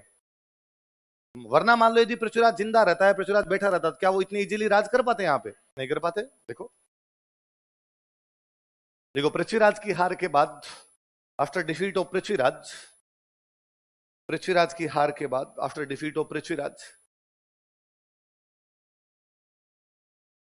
गौरी के उत्तराधिकारियों के लिए भारत में राज करना आसान हो गया था। It became easier for Ghori's successor to rule over India. Ghori के उत्तराधिकारियों के लिए भारत में राज करना आसान हो गया था। It became easier for Ghori's successor to rule over India.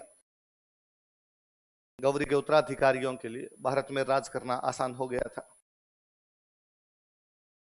It became easier for Ghori successor to rule over India. Ghori के उत्तराधिकारियों के लिए राज करना, भारत पर राज करना क्या हो गया? आसान। उनके लिए तो अच्छी बात हो गई है, इधर वालों के लिए नेगेटिव ही। पृथ्वीराज राजपूतों का पीक है। उस समय उत्तर भारत में पूरे में राजपूतों का राज था। इसके बाद दोबारा राजपूत कभी इतना बड़ा कब्जा नहीं कर पाए थे। दोबारा राजपूत कभी भी दिल्ली पर कब्जा नहीं कर पाए थे। लिख लो। राजपूतों की उभरती हुई राजनीतिक महत्वाकांक्षाएं समाप्त हो गई। Rising political ambitions of Rajput were ended. राजपूतों की उभरती हुई राजनीतिक महत्वाकांक्षाएं समाप्त हो गई। Rising political ambitions of Rajput were ended. राजपूतों की उभरती हुई राजनीतिक महत्वाकांक्षाएं समाप्त हो गई। Rising political ambitions of Rajput were ended. तथा पृथ्वीराज के बाद एंड आफ्टर पृथ्वीराज, इसी में कंटिन्यू करना। तथा पृथ्वीराज के बाद एंड आफ्टर पृथ्वीराज, कोई भी राजपूत राजा दोबारा दिल्ली पर अधिकार नहीं कर सका। कोई भी राजपूत राजा दिल्ली पर अधिकार नहीं कर सका। No Rajput king could capture Delhi. कोई भी राजपूत राजा दिल्ली पर अधिकार नहीं कर सका। No Rajput king could capture Delhi.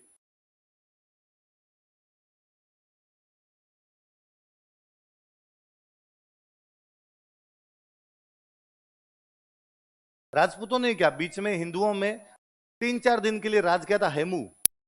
किसने किया था? हेमू। हेमू जो था उसने राज किया था, तो उसको खुद कोई फील नहीं आया कि मैं राजा बनाऊं। इतने में अकबर से हार ही गया था, तो बाद में कोई बीच में कोई दूसरा आदमी आ ही नहीं पाया था। तो 1192 में भारत में तुर्क आ गए थे। कौन आ गए? तुर्क आ गए थे। इनके थोड़े समय बाद इनको हटाकर बाद में आ जाते हैं आपके, इनके शासन चेंज होते हैं। पहले गुलाम वंश है, गुलाम वंश को हटा के बाद में आ जाते हैं खिलजी। अफगानिस्तान से आए थे खिलजी, उनको हटा के बाद में आ गए थे तुगलक। तुगलकों को हटा के बाद में आ गए थे सैयद। सैयदों को हटा के बाद में आ गए थे लोधी, और लोधियों को हटा के बाद में आ गए मुगल। इनमें से एक भी भारत का नहीं है, एक भी भारत का नहीं। और फिर मुगलों को हटा के आ गए अंग्रेज। 1192 में एक बार भारत में विदेशी आए, 1947 तक रहे।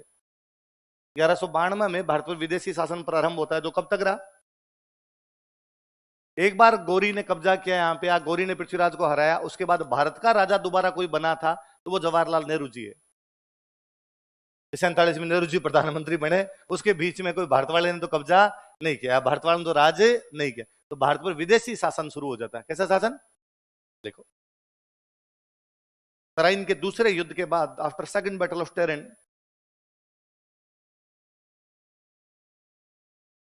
तराइन के दूसरे युद्ध के बाद, after second battle of Tarain, Bharat पर विदेशी शासन का सिलसिला प्रारंभ होता है। A series of foreign rule over India was initiated. Bharat पर विदेशी शासन का सिलसिला प्रारंभ होता है।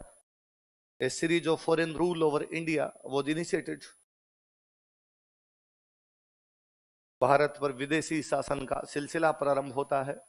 A series of foreign rule over India was initiated, जो 1947 ईस्वी तक चलता रहा, विच वॉज कंटिन्यूड टिल 1947, जो 1947 ईस्वी तक चलता रहा, विच वॉज कंटिन्यूड टिल 1947। ये सारी पॉलिटिकल बातें हैं। गौरी के लिए रक्षा क्या हुआ? राज करना इजी हो गया था। पृथ्वीराज के लिए बुरा क्या हुआ? इनकी महत्वाकांक्षा समाप्त हो गई, इसके बाद दोबारा कोई भी राजपूत दिल्ली पर कब्जा नहीं कर पाए। भारत के लिए क्या हुआ? भारत पर विदेशी शासन आया, वो कब तक चलता रहा? 1900।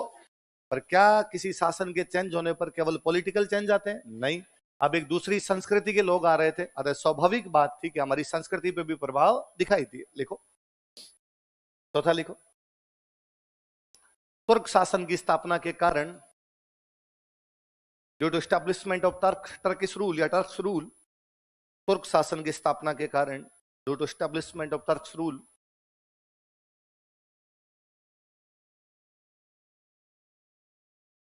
तुर्क शासन की स्थापना के कारण भारतीय कला व संस्कृति पर सकारात्मक व नकारात्मक प्रभाव दिखाई दिए। Positive and negative impacts were seen on Indian art and culture. भारतीय कला व संस्कृति पर सकारात्मक व नकारात्मक प्रभाव दिखाई दिए।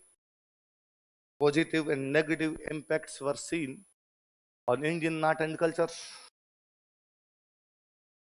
भारतीय कला व संस्कृति पर सकारात्मक व नकारात्मक प्रभाव दिखाई दिए। Positive and negative impacts were seen on Indian art and culture.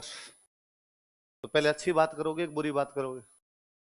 अच्छी करोगे। लिखो, सकारात्मक प्रभाव, इसी में ए बी लगा के लिखते हैं ना, तो लिखो सकारात्मक प्रभाव, पॉजिटिव इंपैक्ट्स।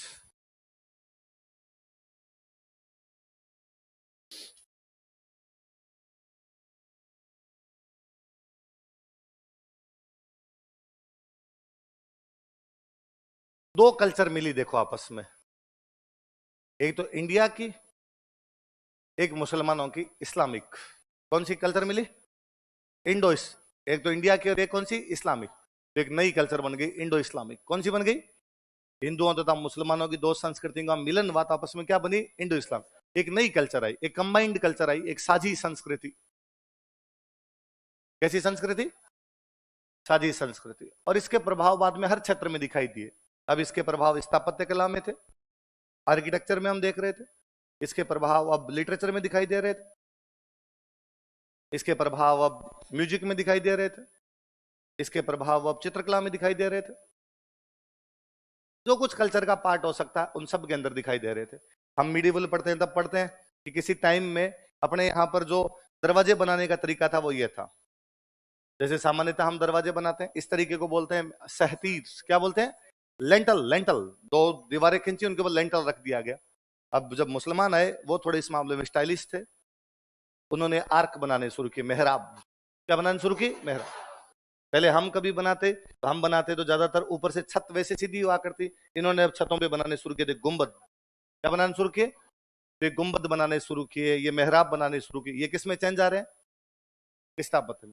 साहित्य में तो पूरी तरीके से एक नई भाषा आ गई थी, उर्दू। कौन सी भाषा आ गई? उर्दू और हिंदी लगभग दोनों एक साथ शुरू होती है। उन दिनों अपने उत्तर भारत की एक भाषा थी खड़ी बोली। कौन सी थी?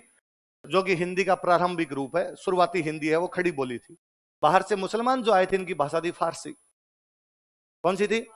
अपने वालों को फारसी नहीं आए, उनको खड़ी बोली नहीं आए, इसलिए ऐसी भाषा बनाई गई जिसमें दोनों की थोड़ी बातें हो। इसलिए वो जो भाषा बनी वो भाषा है उर्दू। वो भाषा कौन सी है? कौन सी भाषा है? इसलिए उर्दू केवल भारत के लोगों को आती है ना। मैं अभी किसी वीडियो में बोल गया कि उर्दू भारत की भाषा है, उर्दू मुसलमानों की भाषा नहीं है। यदि मुसलमानों की भाषा हो फिर तो अफगानिस्तान के मुसलमानों को भी आए, ईरान के मुसलमानों को भी आए, पर भारत वालों को आती है। और किसी इन वीडियो कट करने वालों ने वो लगा उड़ दिया, उसके नीचे क्या गालियां भाई साहब। और उसपे पाकिस्तान वालों की कमेंट है, माशाअल्लाह क्या बात कही है।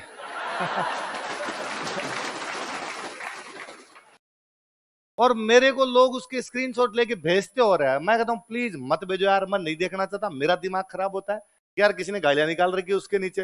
अरे नहीं सर, पाकिस्तान वालों के तो अच्छे कमेंट। अरे तो पाकिस्तान वालों से नहीं चाहिए अपने को कमेंट। तो पर फिर भी मोटा मोटा यह है कि उर्दू अपने यहीं पे शुरू हुई थी, इसलिए उर्दू में लिखने का तरीका वैसा जैसा अरबी लिखते हैं, जैसे अरबी अरबी लिखते हैं। शब्द इसके अंदर संस्कृत के, हिंदी के, खड़ी बोली के, सब के हैं। इसलिए हिंदी और उर्दू इतनी मिक्स हो गई कि आप पूरे दिन उर्दू बोलते हो, आप हिंदी बोलते ही नहीं हो। आप कभी नहीं कहते मैंने आज समाचार पत्र का वाचन किया है, आप कहते हो अखबार पढ़ा है, अखबार फारसी है। आप अपने किसी दोस्त से कभी नहीं पूछते आज क्या तिथि हो चुकी है, आपको जो तारीख क्या है। आप कभी नहीं कहते यार कितनी देर प्रतीक्षा करवाई तुमने, आप कहते हो मैंने तुम्हारा इंतजार किया था। ये कहते हो। हम अक्सर फिल्मों में सुनते हैं और उसे बाइज्जत बरी कर दिया गया था। बाइज्जत और बरी दोनों फारसी के शब्द है ना। तो ज्यादातर अपने शब्द ही बोलने लगे, अपने को खुद को भी पता इनका चलता नहीं कि हम क्या क्या इस प्रकार के बोल रहे हैं। तो वो का वो है, तो एक नई भाषा ही आ गई थी, भाषा के तरीके, भाषा एक अलग स्टाइल है। संगीत में चेंज हुए, इवन संगीत वाले चेंज तो मुसलमानों में ज्यादा दिखे, क्योंकि जब तक इस्लाम भारत में नहीं आया था, इस्लाम संगीत को हराम मानता था। इस्लाम में संगीत का कोई स्थान है नहीं है। भारत में आने के बाद में मुसलमानों को लगा कर मजे वाली चीज है यार। अपने वाले शाम को 7 बजे लगते हरे रामा हरे कृष्णा। तो लगा ठीक है, तुम झूम झूम के ठीक करते हो। उन्होंने अपने वालों से पूछा भी कि यार तुम गीत गाते हो तो ठीक है, पर झूमते क्यों ऐसे। अपने वालों का फ्रीक्वेंसी सेट होती है, भगवान से मिलने का तरीका यही है। और हमने देखा कि भारत आने के बाद जो सूफी संत थे उन सब ने बाद में संगीत को महत्वपूर्ण माना। मोइनुद्दीन चिश्ती ने कहा कि संगीत अल्लाह से मिलने का एक माध्यम है। इसलिए अब किसी भी दरगाह पे चले जाइए, सब लोग झूमते हुए गा रहे हैं, भर दे झोली मेरी ये मोहम्मद, जाए ना दे तेरे दर से कोई, मौला मेरे, सब जगह गाए जा रहे हैं। तो ये संगीत तो मुसलमानों में आए भारत के बाद था, इससे पहले उनमें संगीत ही नहीं। पेंटिंग हराम थी उनके लिए, चित्र नहीं बनाया जा सकते किसी भी जीवित मनुष्य के। अपने वालों का जीवित नागेन कपड़े पहने हुए सब बनाओ, अपने ऐसा कुछ था ही नहीं। इसलिए अपने तो मोहम्मद शाह रंगीला तक खुद ये न्यूड फोटो बनवा गए थे। सब तरह की पेंटिंग जहांगीर ने सबने कहा हुक्के पीते हुए बनाओ और ये करो और वो करो, सब पेंटिंग वगैरह यहाँ पे आने की सीखी। अकबर यदि बाद में कहता है कि मैं उन लोगों को पसंद नहीं करता जो चित्रकला को पसंद नहीं करते, मैं उन लोगों को पसंद नहीं करता जो चित्रकला को पसंद। जहांगीर यदि ये कहता है कि मेरे सामने कोई भी चित्र लाकर रखिए, मैं बता दूंगा वो किस चित्रकार ने बनाया है। अगर यदि उसे अलग अलग लोगों ने बनाया तो मैं ये भी बता दूंगा उसके नाक, कान, आंख, हाथ किस अलग अलग व्यक्ति ने बनाया। एक बादशाह इस कदर यदि चित्रकला में रुचि लेने लग गया तो ये भारत का असर है। तो यहाँ आने के बाद वो लिबरल हुए, तेरा सारा जहर उतर जाएगा, 2 दिन हमारे शहर में रह कर तो देख। तो पूरी तरीके से चेंज हुए। बस ये बीकानेर के बारे में लाइन है। किसके बारे में? बीकानेर। आपने भारत में चिपका दो, लिखो 1 नंबर लिखो। लिखो भारत में इंडो इस्लामिक नामक साजिश संस्कृति का उदय हुआ। A combined culture named Indo-Islamic was evolved in India. Bharat में इंडो इस्लामिक नामक साजिश संस्कृति का उदय हुआ। A combined culture named Indo-Islamic was evolved in India.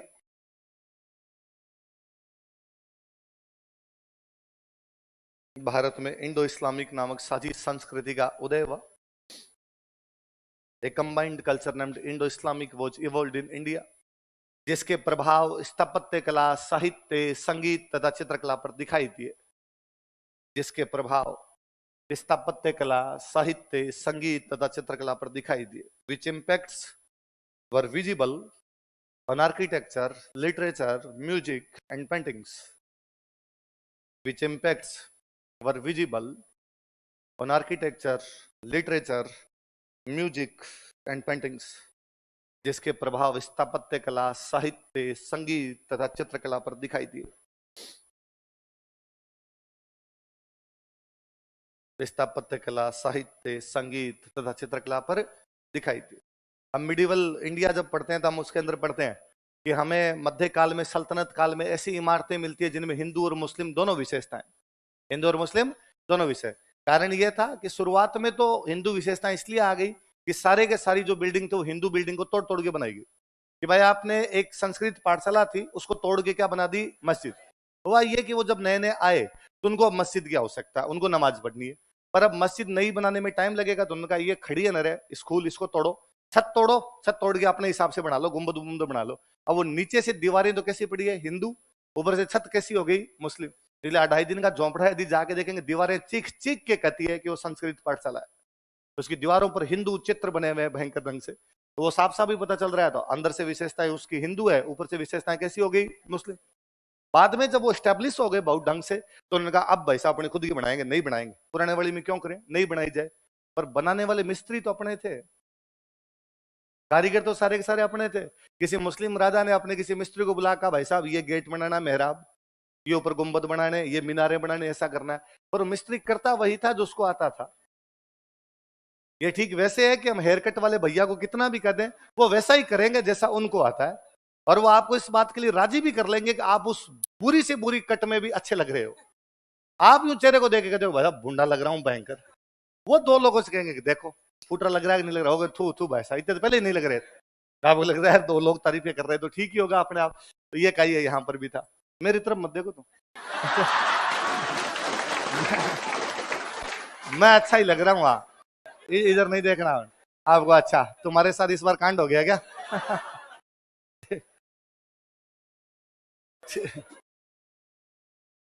एक गैसुद्दीन तुगलक का मकबरा है दिल्ली में। तो गैसुद्दीन तुगलक, तुगलकों का राज तो बहुत बाद में है, तब तक तो इस्लामिक रूल ढंग से स्टैब्लिश हो गया।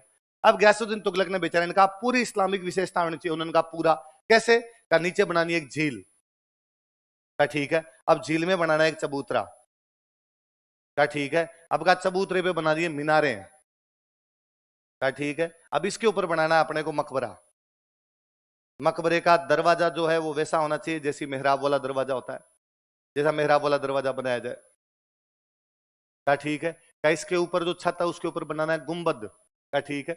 यहां तक उन्होंने सब कुछ ठीक किया। ऊपर जाने के बाद मिस्त्री अपना था, उसने बनाया एक कलश, एक बनाया आमलक। आमलक और कलश अपने मंदिरों के ऊपर बनाए जाते थे। मुझे लगता है गैसुद्दीन तुगलक गया और उसने जाकर ये क्या किया, उतारो ऊपर से। उसने कहा साहब उतार दें। एक बार यहां जो लोग खड़े इनसे पूछो फूटरा लग रहा है कि नहीं लग रहा। मिस्त्री के कारीगर वो के वो भाई मजदूर, तो उन्होंने कहा साहब ऐसा इतना अच्छा पहले हमसे कभी भी बना। गैसुद्दीन ने कहा भाई ठीक लग रहा है तो ठीक है, फिर पड़ा रहने दो। इसलिए कहते हैं गैसुद्दीन तुगलक का मकबरा मुस्लिम विशेषताओं का, लेकिन उसमें कलश तथा आमलक हिंदू विशेषता है। मगर उसने नहीं बनवाई बापड़े ने, मिस्त्री बना गया। तो बस वो की वो बात है स्थापत्य कला। और क्या प्रभाव पड़ा, और प्रभाव यह पड़ा कि धर्म में यह प्रभाव आया कि इस्लाम का एक लिबरल रूप सामने आया, सूफी। कौन सा आया, ये सूफीज्म यही आने के बाद आया। वरना इस्लाम कहता है कि भाई अल्लाह की इबादत के अलावा और किसी की इबादत ही नहीं, अल्लाह एक है, केवल उसकी पूजा की जानी चाहिए। यहाँ पर अपने सूफी संतों की पूजा, और यहाँ पर केवल सूफी संतों वाली पूजा केवल मुसलमान ही नहीं हिंदू भी जाने लगे। ख्वाजा मोइनुद्दीन चिश्ती की दरगाह पर जितने मुसलमान आते होंगे उतने ही कौन जाते होंगे, हिंदू जाते होंगे। दोनों प्रकार के लोग जाने हुए। इवन मुस्लिम जो थे वो इधर हिंदुओं के मंदिरों में हम पंचपीरन पढ़ते हैं, तो वो एक आया। हिंदुओं में एक नया आंदोलन शुरू होता है, भक्ति। कौन सा, हिंदुओं में उन दिनों चूंकि आडंबर भी बढ़ रहे थे, कर्मकांड भी बढ़ रहे थे, तो अंदर से एक रिएक्शन भी थी।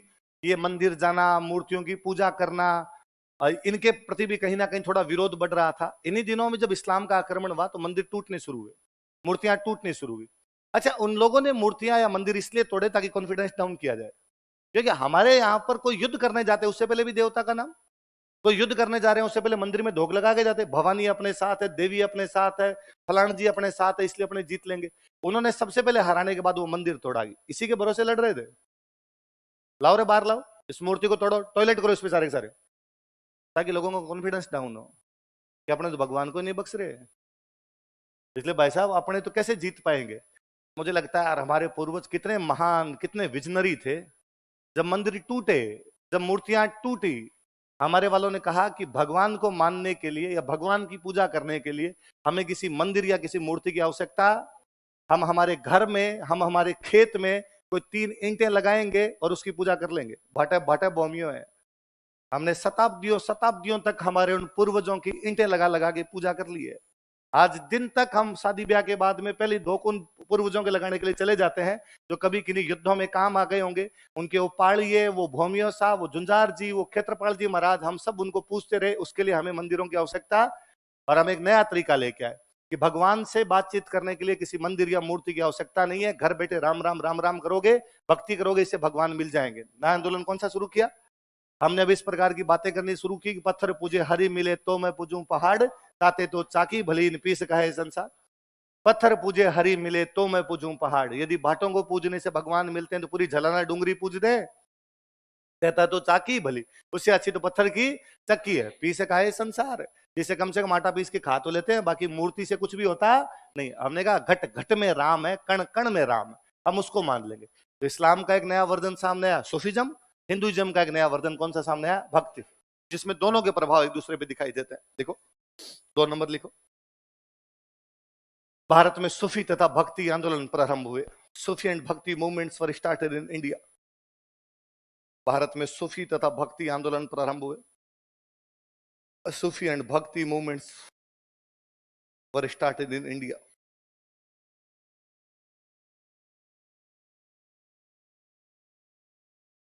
भारत में सूफी तथा भक्ति आंदोलन प्रारंभ हुए। ये हो गए भाई सकारात्मक। अब अच्छी बातें कर ली बहुत, अब करेंगे, लिखो नकारात्मक प्रभाव, नकारात्मक, नेगेटिव इंपैक्ट्स।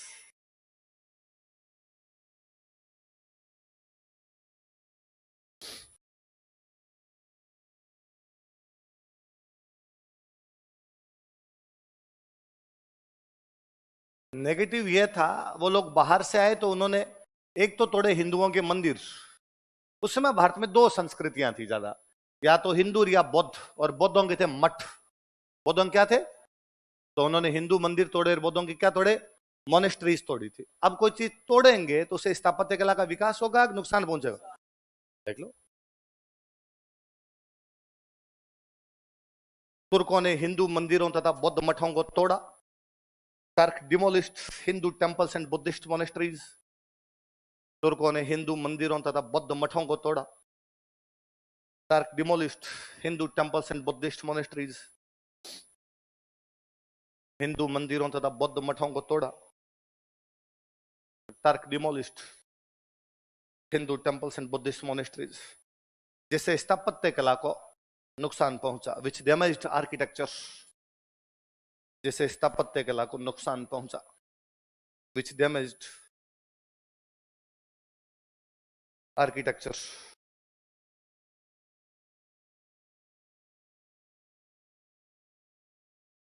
कल्चरल, हिंदू और बौद्ध संस्कृति, उसको नुकसान होगा कहीं ना कहीं। मंदिर टूटेंगे और टूटेंगे, वो कल्चरल पॉइंट, भाई कल्चरल पॉइंट से तो मंदिर का महत्व है ना अपने आप में, तो उस कल्चर को भी कहीं ना क्या क्या, क्या पहुंचेगा? नुकसान। दूसरा लिख, हिंदू तथा बौद्ध संस्कृति का पतन हुआ। हिंदू एंड बुद्धिस्ट कल्चर वो डिक्लाइंड। हिंदू तथा बौद्ध संस्कृति का पतन हुआ। Hindu and Buddhist culture was declined. Hindu and Buddhist cultures were declined, were declined. Hindu and Buddhist cultures were declined. Hindu तथा बौद्ध संस्कृति का नुकसान हुआ। अब इसमें भी बौद्धों को भयंकर नुकसान हुआ। 1200 ईस्वी के बाद बौद्ध भारत में लगभग समाप्त हो गए। लिखो, इसी में कंटिन्यू करना। तथा 12वीं शताब्दी के बाद and after 12th century AD, तथा 12वीं शताब्दी के बाद and after 12th century AD, बौद्ध संस्कृति भारत से लगभग समाप्त हो गई थी। Buddhist culture was almost vanished from India. बौद्ध संस्कृति भारत से लगभग समाप्त हो गई थी। Buddhist culture was almost vanished from India. बौद्ध संस्कृति भारत से लगभग समाप्त हो गई थी। Buddhist culture was almost vanished from India. बौद्ध संस्कृति भारत से लगभग समाप्त हो गई थी। कारण था, हिंदू लड़ लिए वापस। हिंदुओं के मंदिर टूटे या उनकी संस्कृति को नुकसान पहुंचा, वो तलवारें लेके वापस निकले, हथियारें लेके वापस निकले। उन्होंने जुझारूपन दिखाया। वो लड़े कि तुम एक तोड़ोगे, हम 2 और बना लेंगे। तुम तोड़ने आओगे, हम लड़ लेंगे, मर जाएंगे, लेकिन हमारे मंदिर को हाथ लगाने नहीं देंगे। बौद्धों का मूल सिद्धांत था अहिंसा। क्या था? और तुर्कों को अहिंसा का ए नहीं आता था, उनको केवल आगे वाला भाग ही आता था। इसलिए बौद्ध टिक ही नहीं पाए सामने। इसलिए हम पढ़ते हैं कि नालंदा जैसा मुख्य सेंटर तक वो जला गए। नालंदा में कितना कितना ज्ञान का भंडार रहा होगा। बख्तियार खिलजी को एक तिल्ली लगी थी जलाने के लिए सब कुछ। कितनी किताबें पढ़ी होगी कि अगले 6 महीनों तक नालंदा धुक धुक करता रहा था, अगले 6 महीनों तक उसकी आग नहीं बुझ पाई थी। बौद्ध या तो तिब्बत की तरफ भाग गए थे, या बौद्ध मुसलमानों द्वारा मार दिए गए, या वो मुसलमान बन गए, या कई वापस हिंदुओं की तरफ ही आ गए थे। बौद्ध संस्कृति जो दिखती है वो लगभग लगभग भारत में उसके बाद समाप्त दिखती है।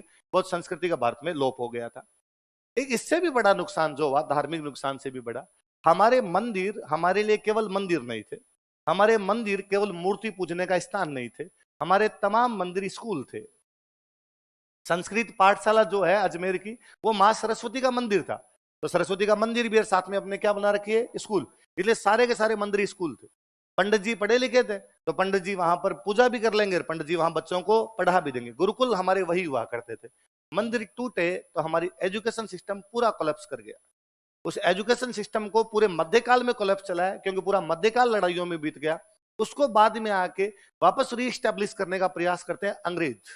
पर अंग्रेजों के साथ दिक्कत ये थी कि अंग्रेज अपनी शिक्षा लगा गए। इसलिए हम आज भी कहते हैं कि भारतीय शिक्षा पद्धति गायब हो गई। हम मेकाले के बाद में एक नई पद्धति में पड़ गए, वो अंग्रेजी शिक्षा पद्धति थी, उससे हम तालमेल नहीं बिठा पाए, हमारी खुद वाली का लोप हो गया। इसलिए शिक्षण व्यवस्था पूरी तरीके से गायब हो गई हमारी। और हम पढ़ेंगे भीनमाल, उधर उज्जैन, उधर धारा नगरी, ये अजमेर, ये नालंदा, जिस जगह शिक्षा के केंद्र थे, चला चला के हमले किए गए। किसी भी समाज का यदि आपको पतन करना हो, किसी भी समाज को कंट्रोल करना हो, उसके एजुकेशन को कंट्रोल किया जाए। दो तरीके हैं, या तो उनके एजुकेशन को समाप्त कर दिया जाए, या अपनी एजुकेशन से उसको चेंज कर दिया जाए। जो तुर्क आए थे उन्होंने ये किया कि हमारी एजुकेशन को समाप्त कर दिया। अंग्रेज जो आए थे उन्होंने हमारी एजुकेशन को खुद की एजुकेशन से रिप्लेस कर दिया। हमारी तो थी नहीं वास्तव में, हम 700 साल में भूल ही चुके थे कि हमारी कोई एजुकेशन सिस्टम भी है। उन्होंने आगे पूरा ही लोप कर दिया उसका। देखो तीसरा लिखो, तुर्क आक्रमणकारियों ने, टर्क इन्वेडर्स, तुर्क आक्रमणकारियों ने, टर्क इन्वेडर्स, तुर्क आक्रमणकारियों ने हमारे शिक्षण केंद्रों को तोड़ा, डिस्ट्रॉयड अवर स्टडी सेंटर्स, हमारे शिक्षण केंद्रों को तोड़ा, डिस्ट्रॉयड अवर स्टडी सेंटर्स, जिससे हमारी शिक्षा व्यवस्था का पतन हुआ, विच डिक्लाइंड अवर एजुकेशन सिस्टम, जिससे हमारी शिक्षा व्यवस्था का पतन हुआ, विच डिक्लाइंड अवर एजुकेशन सिस्टम, जिससे हमारी शिक्षा व्यवस्था का पतन हुआ, विच डिक्लाइंड अवर एजुकेशन सिस्टम। कल पढ़ेंगे बाकी।